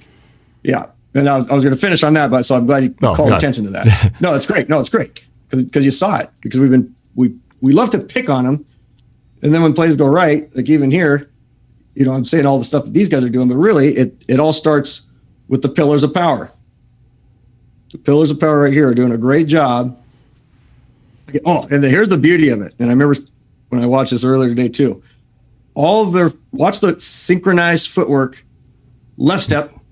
You see it here. Just watch left feet across the board. Left foot. Now, he needs to step forward. They're like a dance group. Yeah, and it should be. Yeah, they should be listening to Norb do his music. But I wish what we had here, though, again, and sometimes I feel like I'm watching a younger high school squad at times, because his step should be 6-inch power step, the direction he's supposed to, which is supposed to be here, because we're trying to sell a run to the left, because it's a counter back to the backside. Sorry. So as we go here, again, if we watch his foot, but at least he stepped to the left, which look at this guy flowing. They have no idea this counter's coming back. Counter works great when your running game's going well over here, and your lineman, great job getting low, way too high. So he's low. He's getting pushed up. What you always want, Norb, is you want helmets below the defense, the low man win rules, right? Mm-hmm. So he does a great job getting low. He's fighting for it. He gets up too tall. But that you probably could call him from holding here. But you can call him from play. holding. Right. But they're driving. So, again, look at this lane. Holy cow. Yeah, with a blocker in front. Washington won't give this to us. But this is the difference between, big game, short game. We get it, block it. We don't get it, but just triple effort on that right there, which is fantastic. Oh, that's outstanding. And one of the things that that I wanted to bring up is every team will go through their breakdown, and they'll score. Some do just plus minus every play. Some do rated 1 to 5. Every single play, every player will get something. So they go in on film on Monday. They go through their film work. They'll get their scores. The film that I used to do. I know I'm off the video for a second. The way I used to score was that I would go 0 through 2. So the 1 and the 2 meant on the acceleration, to the point of attack, was it excellent? If it was excellent, you at least got a 1. If your acceleration to the point of attack and you took care of what your responsibility was, you'd receive a 2. If you took care of your responsibility but you didn't hustle to get to that point of attack, you got the 1. Well, you didn't want to get with a 0, because it means you just didn't do something well, or maybe you fumbled, or you just didn't execute. And then every once in a while, someone would get a 3E, kind of like 3D, but 3E, which was triple effort. And that's what we saw in that last play from our tight end, right? Hustle to the point of attack, hustle to get to this block, but instead of just getting the block, he even blocked him down the field another 10 yards. So on my scoring system on that play, he gets a 3E. And you talked about that scoring. You mentioned on the play where Carson scored the touchdown against the Eagles, where Hollister was downfield blocking on that. You said they're gonna probably reward him later in some form because of what he did in an earlier play like that, where he's not the hero, but he quietly is the hero setting that play up. So that's kind of a similar type of play. Yes, exactly, and that's going to kind of lead into these final 2 plays here. Okay. So this is my favorite play that the Seahawks run. And I'd argue that 75 to 80% of the time it's wide open. And when it's not, Russ makes something happen out of it. So here's the play just in regular speed. What you're going to see is bring the play up there, Bill. I'm sorry, my bad. Sorry. So what typically happens is Lockett will sometimes he'll be lined up here, sometimes he's out here, sometimes we'll do it out of a slot formation. So another receiver will be out wide and he's here. But the bottom line is Lockett is going to hide after post snap. He's going to go behind the line of scrimmage and come out into the flat, which is roughly 5 yards down the field out towards the sideline, anywhere from 2 to 5 yards. So a running play is going to look like it's going to one direction, to the side that Lockett's on. But as they're running that play, Lockett's going to run behind and slip out into the flat. So you'll see here, okay, that's just commercials. And this would be my double. So when I say doubles, 2 tight ends on both sides. And then receivers on both. So this is double. So reduce was at 2 receivers. So here we go. Looks like running play there. Lockett comes across the other side, wide open every time. Like I so wish we would run this much more on the 3rd and shorts. Like when we say we want to throw the ball on 3rd and short, I would love to either see the shotgun quick pass or fake the inside run, and do this type of a thing, which we just rarely do it. But it's set up because, running game goes pretty well.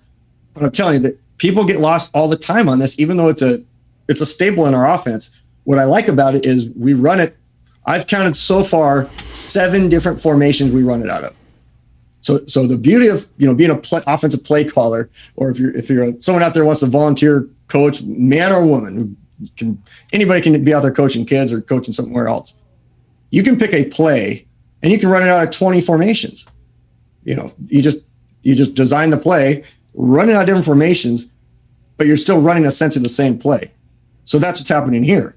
We're running the same play where we're just diving through, and Lockett's all the way out wide. This is the rare time that he starts this far. Usually he's in tight, or they motion him down to here, and then he goes. So this is a play that I like that they sampled with because it's already in our arsenal. We run it many times, and we're just checking to see, hey, does this work? Now, he sees it's coming, and this is where a new defensive coordinator who just came in, 3 days prior, as they're making adjustments in New York, guys aren't talking. Maybe they're not believing in each other. This guy sees it. He recognizes it because he can probably hear him say it, that, reverse is coming. This guy on film knows that when Lockett comes across, something could be happening. Sometimes it's a commercial. Sometimes we'll actually hand the football off and Lockett will run out here and run up the field, and it's just a way for the guys up in the booth to help the offensive coordinator who's watching this, and the guy up in the booth will say, yep, Lockett came open. Let's come to that next quarter. Right. Or, setting it up. You know what? Mm-hmm. Yep. So and they had set this up earlier. So he's coming across. He sees it. He's staying man to man. He's running him off great. And this is exactly what you want in this play. Get this guy to turn his shoulders. All right. So here's where, again, Metcalf does his job because he doesn't have to block. That's just me saying something under my breath there. So there he goes. And trust me, I love DK Metcalf. So don't send me like I'm a DK hater or anything. I just want to see him become the all-pro that he can absolutely be. But because these two guys do their job, I mean, look at that. You're never going to find a guy this wide open. But this happens against everybody. This isn't because it's the New York Jets. Well, let me ask you. Yeah. So it's an easy first down there. So how would a team defend this play? Okay. So here's the rules and why I don't understand why more teams don't do this. Typically, your rule on defense is any running play that go, and you practice this all the time. I mean, OTAs for these guys, spring, summer, fall, everything. When you get your defense out there, you give them some basic rules that have nothing to do with the play. So if a defense went out there and no defensive play was called, they would all know that they have 2 simple rules on running plays. They have a rule for when the running play comes at them, and they have a rule for when the running play goes away from them. And the easiest way for me to explain it is to go, let me go back here, is to see this. For instance, a corner. His 2 rules on a running play. Running play comes towards him, this side of the ball. His job is to not let him go to his outside, or as we call it, force or secondary force, depending on what defense you're running. So I always called it secondary force because my linebackers force the play. Linebackers come up, force the play inside or out, make something happen. Corner, you have secondary force, meaning force the play, but you can only force it one way. You must force it inside because you have 10 guys here and you have your family over here saying you're not very good, which is why in Little League football, you see running backs come here, go outside, go down the sideline, and then they do it again, and poor little Johnny's here and then running, chasing, here, running, chasing. Just teach the kid to come up, make him come inside. So rule number one. He also might be really slow and can't keep up with him. He might be slow, but here's the deal. If he comes up, and because I've had high school players that aren't that fast, and we tell them, you don't have to make the tackle. But just like Maraj did on the kick, if you force him back inside, he has to cut back. If you don't force him inside, he's just full sprint. So rule number one in defense is force in, running play away. He has pursuit over the top. And that's that play where we said turn and run to the 1 yard line. So I always teach it with the corners first when I'm doing clinics or what have you. I can give the 2 rules everybody have here, but here it's easier. Running back, running play to the right side of the center, force it inside, secondary force. Running back goes on this side of the center, out. You turn and you run to the one. You're the last line of defense. You run to the 1 yard line because these guys all have things that they're coming forward. So what do we have when we're coming out on the other direction there? So when this running play is coming here, what you usually teach is the last guy on the line of scrimmage, linebacker or defensive end. When this running play goes away, rare is the time that you're going to chase this guy down, unless it's a quick dive. Your job is to squeeze it down and look for any one of a couple things. Quarterback bootleg, stay outside, leverage on him. Reverse, stay outside, leverage on him. Or guy that runs behind the line of scrimmage, up chuck him, stay out here. Instead, what teams do typically, because things are happening so fast at this level, he sees tight end and he sees tight end go down. That's the first thing he's looking at. Just like the middle linebackers look at the guards, defensive ends are typically looking to see what are the tackle and tight ends doing. So if that guy steps down, it's okay. He's still outside of him, step down. But what he should be doing is settling his feet. See that stride? He's done right there. Right. You can't take longer than your normal stride. If he just settles his feet, which is what you teach, he should be settling his feet 1 yard on our side. And again, I'm just talking coaching a team, not the Jets. What the Jets should be doing, if you're just coaching any team, right? His job should be get 1 yard behind the line of scrimmage and just sit there. On this, he would up check, or he could come up and go after Russ. Teams that stay at home, and this is what the Giants did last week. It's why we could never get outside. Their guys stayed at home. That's the phrase you use. If you hear an announcer say, if he would have just stayed at home, that's what that means. If this player would have just stayed at home, instead he went for what he thought was in the cookie jar over here. Right. I might chase this. This guy's not going to catch this over here. Never going to catch it over there.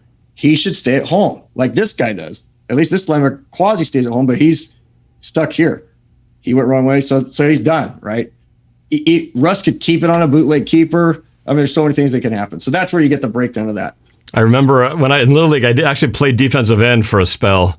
I was way too small to be a defensive end, but I was put in that spot. And but I remember very specifically my job was to contain. Do not let anything outside of you, Norb. In fact, I don't play like that. The other thing you mentioned, all the things that to make sure the quarterback doesn't bootleg or that the other guy comes from around, but also in case that running back decides to cut back. Everything's flowing that way. And if he cuts back to go by the outside, it's also the end's job to make sure he doesn't have an open lane around the edge to go sprinting opposite direction. Well, and that's I didn't want to try to give too much, but since you brought up the point, the other one besides bootleg, reverse, up chuck is what we call check counterpoint. So usually that's the 2 words that I would put on the defense when I would talk defense or I'd show it up on the board. That the words I'd put for him on the play that goes away from him is check counterpoint, meaning look for the counter that's coming back your direction.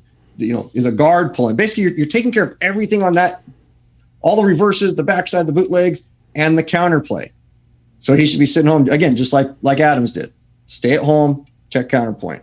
So if he'd have done that, and he also can see if the tight end, because a lot of bootlegs, the tight end will look like he's blocking, and then he'll release back outside. Very, very common inside the goal line, where you'll see the tight end, look like he's blocking downhill for a second, or he actually will block 1001, 1002. He'll wait till he sees everybody leave, and then he takes off. But if that defensive end does his job, he can kind of get to him, which allows the linebacker time to recover. Yeah. So which leads me to the very same exact play, but to a different player as part of what I think was a reward mechanism. So is this the last play of the coach's corner? All right. So real quick, I won't be, as you're setting that up, I got to welcome Tyler Parcher. My good buddy Tyler has just joined NorbFam. Thank you very much, man. Appreciate your support. We're going to have some fun with that along with all the other members of NorbFam. So thank you for joining, man. All right, Bill, the final play. I'm excited to see what the final play is. Ooh, it's by the end zone. Okay, let's see it. And I want to answer Cameron. I have an inside source, as does Norb. So that's going to answer your question as best as I can answer it for you. Cameron asked a good question. So here's what we have. Very similar play. I mean, it's basically the exact play. The only difference is Lockett's not in. And what I love about it is when you can run a play to another player, that is really tough for the defense, because right now nobody's ears are up. I mean, it wasn't up for them before. Another team struggled, but right now they're not thinking, "Gosh, when there's somebody in the slot, and if they fake this run, someone could come behind the line of scrimmage." This is the type of play that I'm saying it's a reward play, because I so wish they would save this for, this game coming up. Because when they ran this, we had the game in hand. So therefore, why waste a play that, man, we could save this for a tighter game, a playoff game when they don't expect it.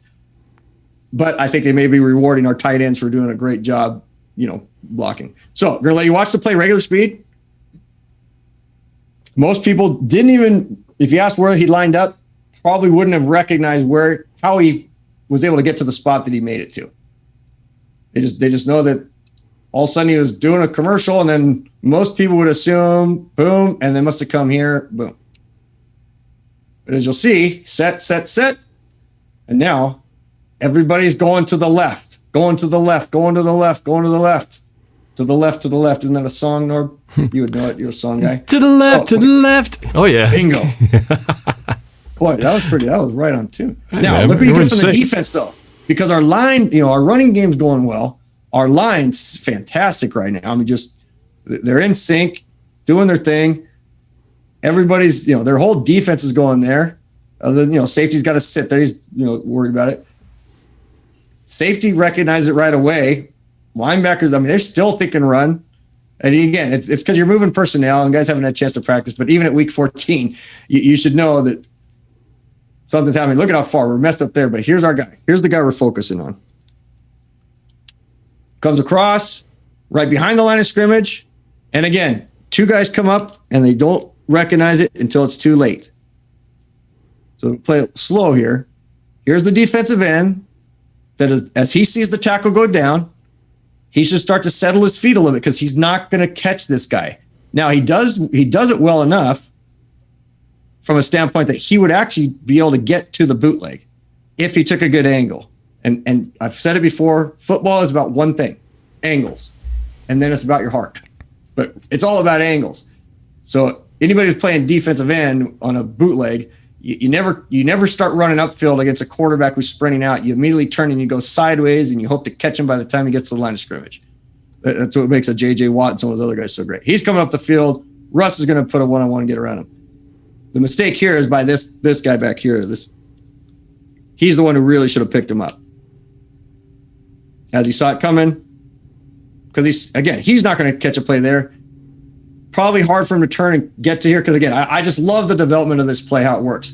We get the DBs back turned, which is fantastic. I mean, it's better than a block because you get him turning. So he's gone. Russ has pick his poison. But because these guys have blocked for so well, and I told you either last week or 2 weeks ago, eventually we're going to throw something and reward these guys. And I think it was the game against the Eagles, when we had the great block down the field. I said, somebody's going to throw it and we're going to get a great block. So again, it's the same exact play that we run to Lockett. And there's a great view of it right here. Great view of it. And smart play by the receiver. I'm always looking for what are the little things. Football IQ is a term you'll hear quite a bit. So here's a receiver. And the typical rule is if players in front of the receiver, go block him. But if the player starts to get lateral with you, stay away from him because we don't want that block in the back.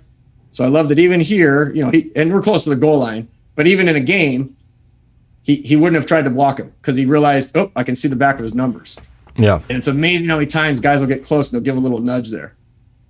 And just happy that he's able to get in. And again, little things. You get running backs that fumble the football, and of course tight ends do, but what does he do right before he's about to get hit? Cover the ball up. Yep. There's 5 points to protecting the football. I won't cover the 4. He has 4 of the points that are supposed to be protecting the football right now. And then the 5th one we always say is your other arm. Hug that baby. Right? So he's got them all. 4 points of protection because he's got it tucked in tight, and then he protects it right there. So it's great. And I'm sure people are asking what is. I won't make it a quiz question if you want to know. It's fingertips around not covering the tip, but fingertips around. Forearm, which covers the outside. Elbow, so you don't put your elbow behind it, but you squeeze it in so tight that football feels like it's going into your ribs, and then your ribs themselves. So a guy who's running the football, who's not going to drop it, is a guy who you will not look at that. You can't see any space. And if you're standing over here, you wouldn't see any space. If you're lying down when he runs by you, you wouldn't see any space. That's why I love when tight ends catch the ball. And then boom, tight ends are fullbacks that know how to catch the ball better than fullbacks. Right. And fullbacks are guards that catch the ball better than guards. That's how players evolve. Everybody starts out as a lineman, and then you evolve to fullback, and then tight end. Depending on your skills and your speed and your size. Right. Yeah. Well, that kind of reminds me. I remember when you were coaching and we used to mic you up, I used to hear you say, flop it, run it again. Flop it, run it again. So it's basically, it looks different, but it's really the same play, just a mirror image. And in that case, it kind of was a mirror image with a different personnel group, right? You saw the same running back. That was an offset. It looked like an offset eye, a little bit different from the other play. But instead of Lockett coming from the right to the left, it was Hollister coming from left to right, but essentially doing the same thing, right? It's just pitching. It's a catch play between Wilson and that receiver. Yeah, and we could change personnel even in the middle of a play. So the play went really well, and we didn't want to get back in the huddle, and we wanted to kind of let our quarterback work the microwave, cook a little bit. Granted, in the NFL, you're not always going to flop and run it again, but we would just literally the signal was flop, run it again, and that told everybody out there exactly what I just said. It's kind of Captain Obvious. But again, you could interchange personnel. The formation can be changed as you're running down there. So before they are in maybe they're in an ace set, and now they come running down and they want to go, split left, zoom with a little motion and run the same thing, but they're signaling it because coach is just giving flop, run it again. Or, you come back with it real quick. So those are the things I think we can hit, because that to me is almost like a quick hitter because it's quick off the play action. You're not asking Russ to do a complete sprint out because really it's a one-man route. Yes, you have guys down the field, but their job is more to clear out that corner, get his back to turn, get another receiver who's crossing the face of the free safety so that safety can't come downhill. And now it's just a one-man. Either he gets it or Russ is going to hopefully throw it away or keep it. But it's a play you save, right? You save it till third quarter, fourth quarter. You don't always have to set it up. So sometimes, usually you do, but sometimes it's okay to just come right out and do it, so they haven't seen it. And it helps. If you do it right away, they wait. They wait. I'm sorry. They wait to. Some teams will go, okay, every single time they run it, they've usually run that lead, or dive play 4 or 5 times in the game, and then they run the bootleg. So you do that 3 or 4 games, but then in that 4th game, or maybe that first round playoff game, you run it in a big situation early on because you haven't set it up. That's the beauty of a trick play, right? You don't set up. Sometimes you do. You set up a halfback pass because you run the sweep. But usually, sometimes you can run other plays that you haven't set up. So it depends on how you're coordinating the game and the game plan. It obviously helps if you are running the game, if you are running the ball effectively, because more likely those guys are going to go, I need to help out with a run, and they overcommit to trying to stop the run, and that's where you catch them off guard going the other direction. Yeah. Right. And you have to be committed to it. You have to be committed to the run. And we as fans, we have to be okay with a couple of yards here, a couple of yards there. Again, where I struggle even with Russ a little bit is there was a time in the game where even another one of my notes where I said, we need to check out of plays more. And then a few plays later, one of the rare times that Russ checked us out of a play, and he does this quite often, You could tell he's checking us out. And as soon as he did, I immediately said out loud to the people I was watching with, run one way or the other. Because he'll check us. It's almost like he's just checking us from one side run to another side run. But there was a 7-man front. And they looked like they were all, like they were all coming. And I thought, he's going to check us to a quick hitter or a one-on-one. Instead, he just checked us to another running play, and it was 3rd and 2, I think it was. And we got stuffed 2 yards behind the line of scrimmage. So again, there's kind of there's a component to our offense that I don't know that we either just don't work on it. He doesn't have the flexibility to do it. He just doesn't get to practice it very much in terms of timing in the game, because usually when you're checking out of a play, you're checking out a run that's got 7 people coming or they're blitzing. You say, hey, we got to get out of this and call a quick hitter or what have you. Or you've called a pass play and you see there's only 4 guys and you can tell that one guy is leaning back, so it looks like he might be bailing out of there. Maybe so you check to a run play then. But we seem to check out of a short running play to get us into a short running play. It baffles me. Right. Yeah. So much of it is not just the execution, but the wrong play called against the wrong defense, and it's got no chance, right? So it's just that ebb and flow of the game, and being able to respond and react with what's happening right in front of you, and being willing to change it if as necessary.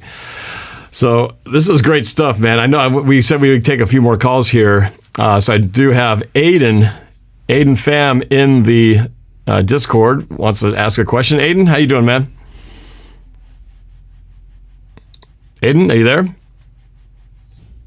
Aiden, maybe he stepped away from his computer. Let's bring up. Whoop, is he there? Aiden, you there? No, Aiden. All right, let's try festive. Audible.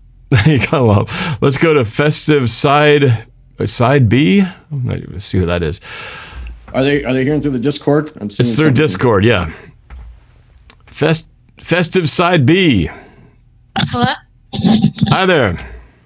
How are you doing? Doing great. Who's this and where are you calling from? I'm Eric and I'm from Austin, Texas. All right. Austin, Texas. Friday Night Lights. That's right. I mean, that's the town where they shot Friday Night Lights, if I'm correct. And I remember you loved that soundtrack, Bill, if I recall. Our Texas forever, man. Texas forever.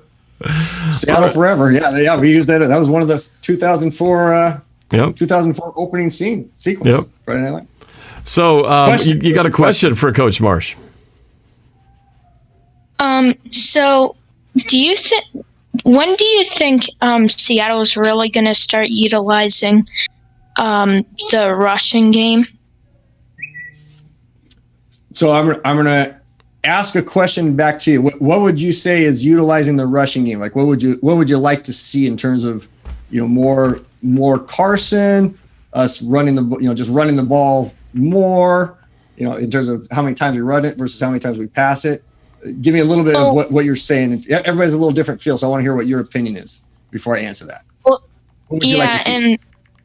Well, a lot of people, as a lot of people know, that Chris Carson is on a snap count, and I was wondering if you think they're going to keep him on a snap count for this week's game against a football team. Okay, great. Yeah, understand the question now. I think each week, I think they're going to let him, evolve a little bit more, and as he's feeling well, they're going to add more to the snap count. I also think that part of it has to do with where we are in the season, and right now we are battling for those different playoff berths. So, my opinion is, so I'm going to answer 2 ways. My opinion is we need to just unleash him. Every game matters, even though we're going to make the playoffs. We have to put ourselves in a position where we win the division and we can get the number 1 seed. Like, let's keep battling for those.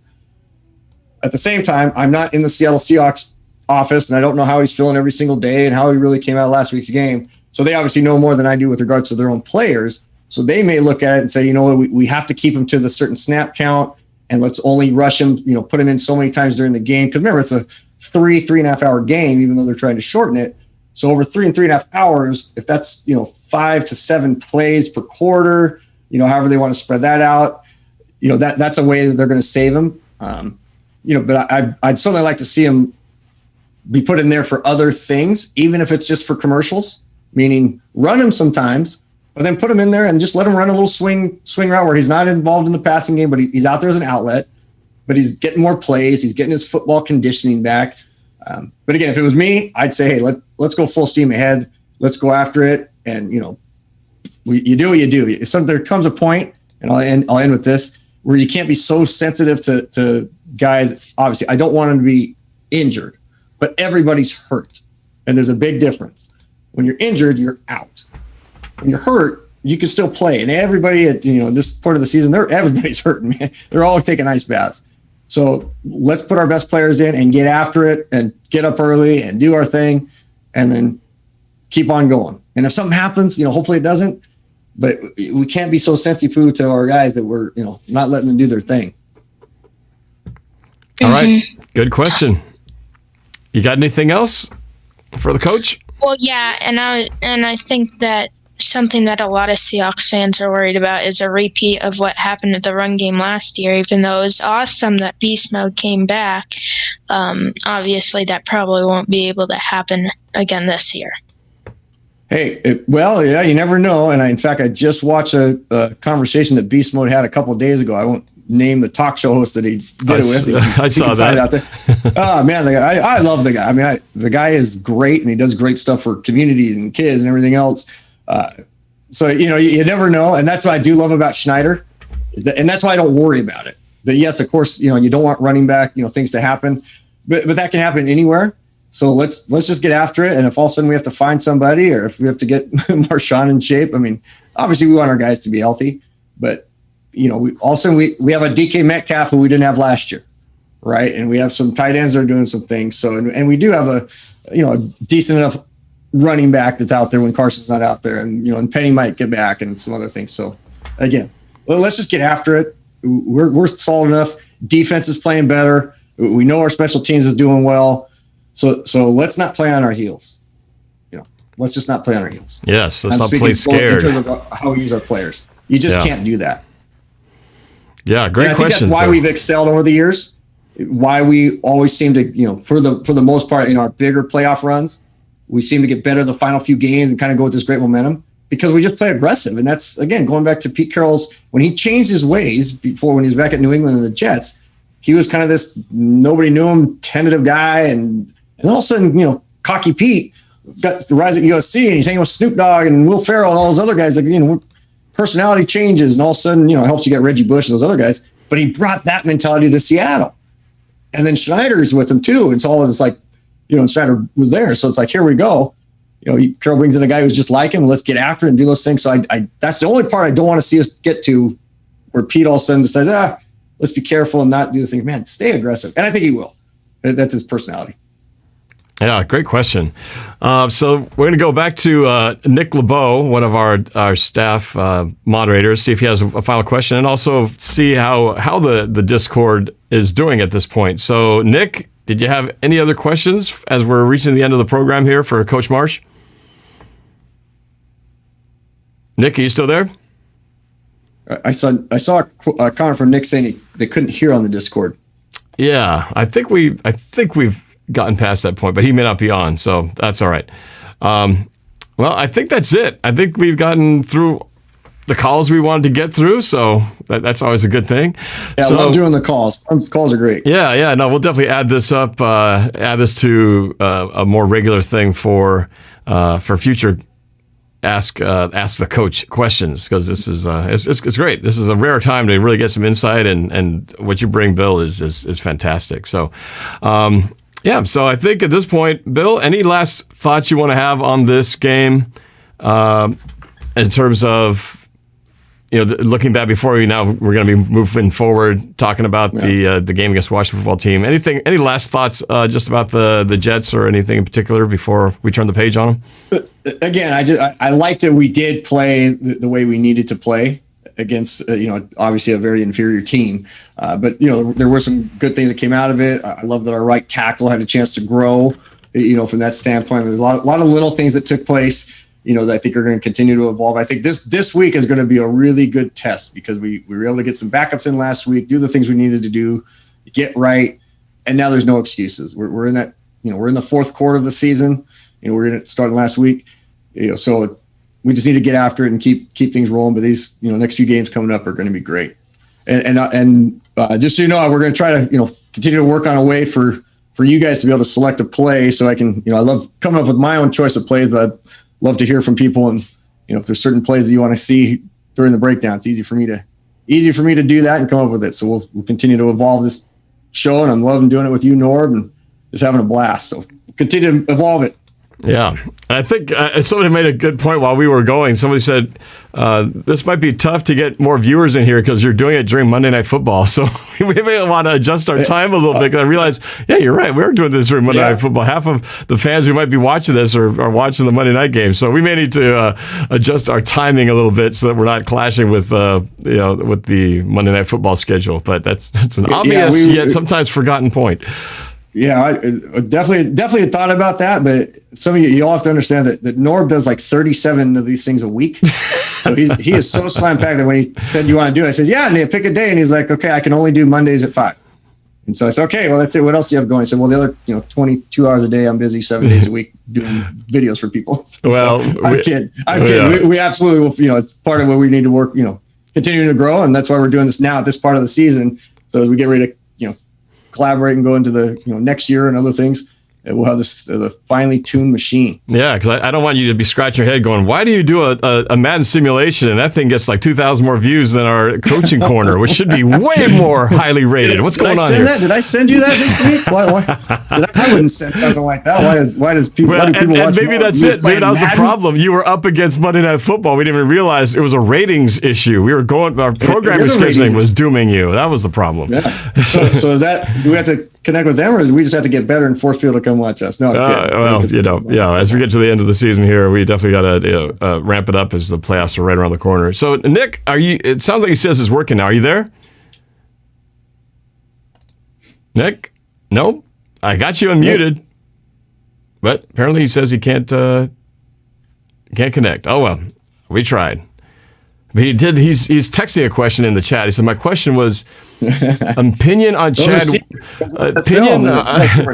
Opinion on Chad Wheeler, and how do you get the film so early?" I've seen 3 people ask how we get this film so early. Hey, trade secrets. Yeah. Well, although the MVPs might get to know. Yeah. It's all up to Norb. This is Norb's show. Well, it's really no secret. We actually we get it because as a member of the NFL, Game Pass on NFL Network or NFL.com, you actually get access to the coaches film as well as other options of condensed game reviews and things like that. But this is the coaching film. So they give you the all 22 sideline view and they give you end zone view, which is extremely helpful. And it's even better now because you can see what the receivers are doing. You don't get to see that in the broadcast copy. So we get to watch those things and see what the receivers are doing downfield. So we can see more of what DK Metcalf's downfield plays. Not just the ones where he's catching the ball, but the ones where he's supposed to be doing some blocking and things like that. So, which is fun. I mean, that would be, as we talk over the next few weeks, I mean, that's a lot of what Norb's helping me with and a couple of others is the evolution of what I'll be launching in 2021 is kind of based on, some of this stuff and, what I think people want to see out there. So again, I'm doing everything I can to support Norb and do what he's, complement what he's doing. And this will be the focus, but we'll do some accented pieces to the coach's corner based on some other things. So we'll just continue to build this out and have fun and, answer questions. But yeah, that's how we do it. And you get access to all the games. So that'll be fun growing that out. Well, so what was the answer to, and we do have one more caller who wants to get a question in here, but your thoughts on Chad Wheeler, our 4th string right tackle who keeps getting talked about, but you're kind of trying to defend him a little bit more than throw him under the bus. Well, I mean, the thing is, if we put a 4th string quarterback in there, right, what would we expect from him? If he's a 4th string quarterback that hasn't played and we pulled him off the street, I mean, very rare is the Kurt Warner situation where a guy's working in the grocery store and then comes out and wins Super Bowl, becomes a Hall of Famer. So to have a guy come out and especially on the line where you have to learn so much and you already get all the blame and everything else, and step in there and make some plays and then take a week and now he plays pretty decent against a team that's they're not the greatest, but he still has to protect and do certain things. And he's going to make mistakes, but what would the mistakes be like if we had a 4th string quarterback in there, or if we had a 4th string, pick a position. So the fact we're putting a guy in there to make those plays, very rarely am I going to get down on offensive linemen because I feel like I'm one of the few guys that'll lift him up. And again, kind of like the holder. Like you don't hear anything about the holder on PAT in field goals until something bad happens. Well, with the O-line, you never hear anything good about them. You always hear about the bad stuff. To where they're doing great things all the time. That's why we have the record we have. That's why we've been great for over a decade. Because we do the right things and stuff. So I like him. I like the guy. I think he's trying hard, and he's giving you fourth string effort, and he's having to play early and start and do those other things. So you'll find out this week. Yeah, I think my video wasn't even happy with my answer. It'll be back. Well, I've tried to get Vishnitzel in here. He's in there. I tried to see if he's available to talk. Do you have a question, Vishnitzel? Are you there, or are you muted also? Hello. I heard somebody. Hello. Wow, I could barely hear you. You're like super quiet. Hello? There you go. You got a question for Coach Marsh? No, I was just listening in. Oh, you're just listening in. Okay, no problem. If you did have a question, I would be more than happy to answer it, but you don't have to if you don't want to. So no problem there. Let's just go to, actually. Did I see someone join the MVP tonight, or did you already mention that? I did mention that Tyler Parcher did join the NORBFAM today. So, yep, he's in there. So that's pretty awesome.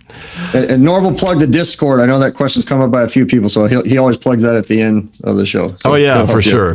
What that is. Now the Discord, for those of you who don't know about the Discord is it's the way that you can access and be able to call in and talk directly to myself or our guests on the show and in the live streams.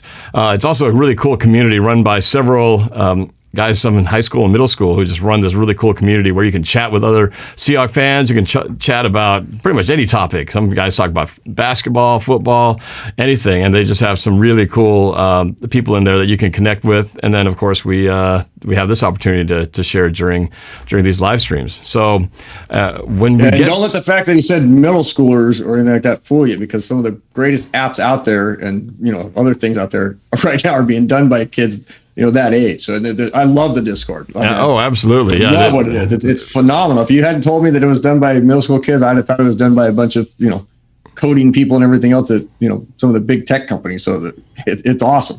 Yeah. I love that it's young people that are creating it and doing it, and fantastic. They do a great job, and we are waiting to hopefully get a Discord partnership, which just means better perks, better quality streams and content, and we may find that out this week. We'll see if we cross our fingers. And we're over 1,700 members, I think, now, and we're trying to get to 2,000, because once we hit 2,000, we're at 1,718 currently, and if we get to 2,000, we're going to give away an autographed NorbCam football, courtesy of Soul Made Designs in Germany. So can't wait to do that. It's going to happen fast, I'm sure, before the end of the season. So I'm excited about that. But so, for everybody who's in the Discord, thank you. For everybody who was in the chat and everybody viewing, thank you for your time for being here. I hope you learned some great stuff. I know I do every time I watch these plays and watch the breakdowns with Coach Marsh. So appreciate you guys' support here. So please hit that, smash that like button. On the MVP piece. Go ahead. Just because I've known you so long, when Norb first came out with his NorbFam piece, and if you saw some of the things you get at the MVP level, having watched Norb behind the scenes with what he does for a living and what he's offering out at that level, you choose to pay what you want to pay or what have you. But I'm here to tell you that I've learned so much over the years. When I was younger and spending some time with him, what he teaches and how he'll teach and other stuff that he'll give. It is beyond the value. And I'm not here as a friend trying to plug Norb making $1 million on all these things.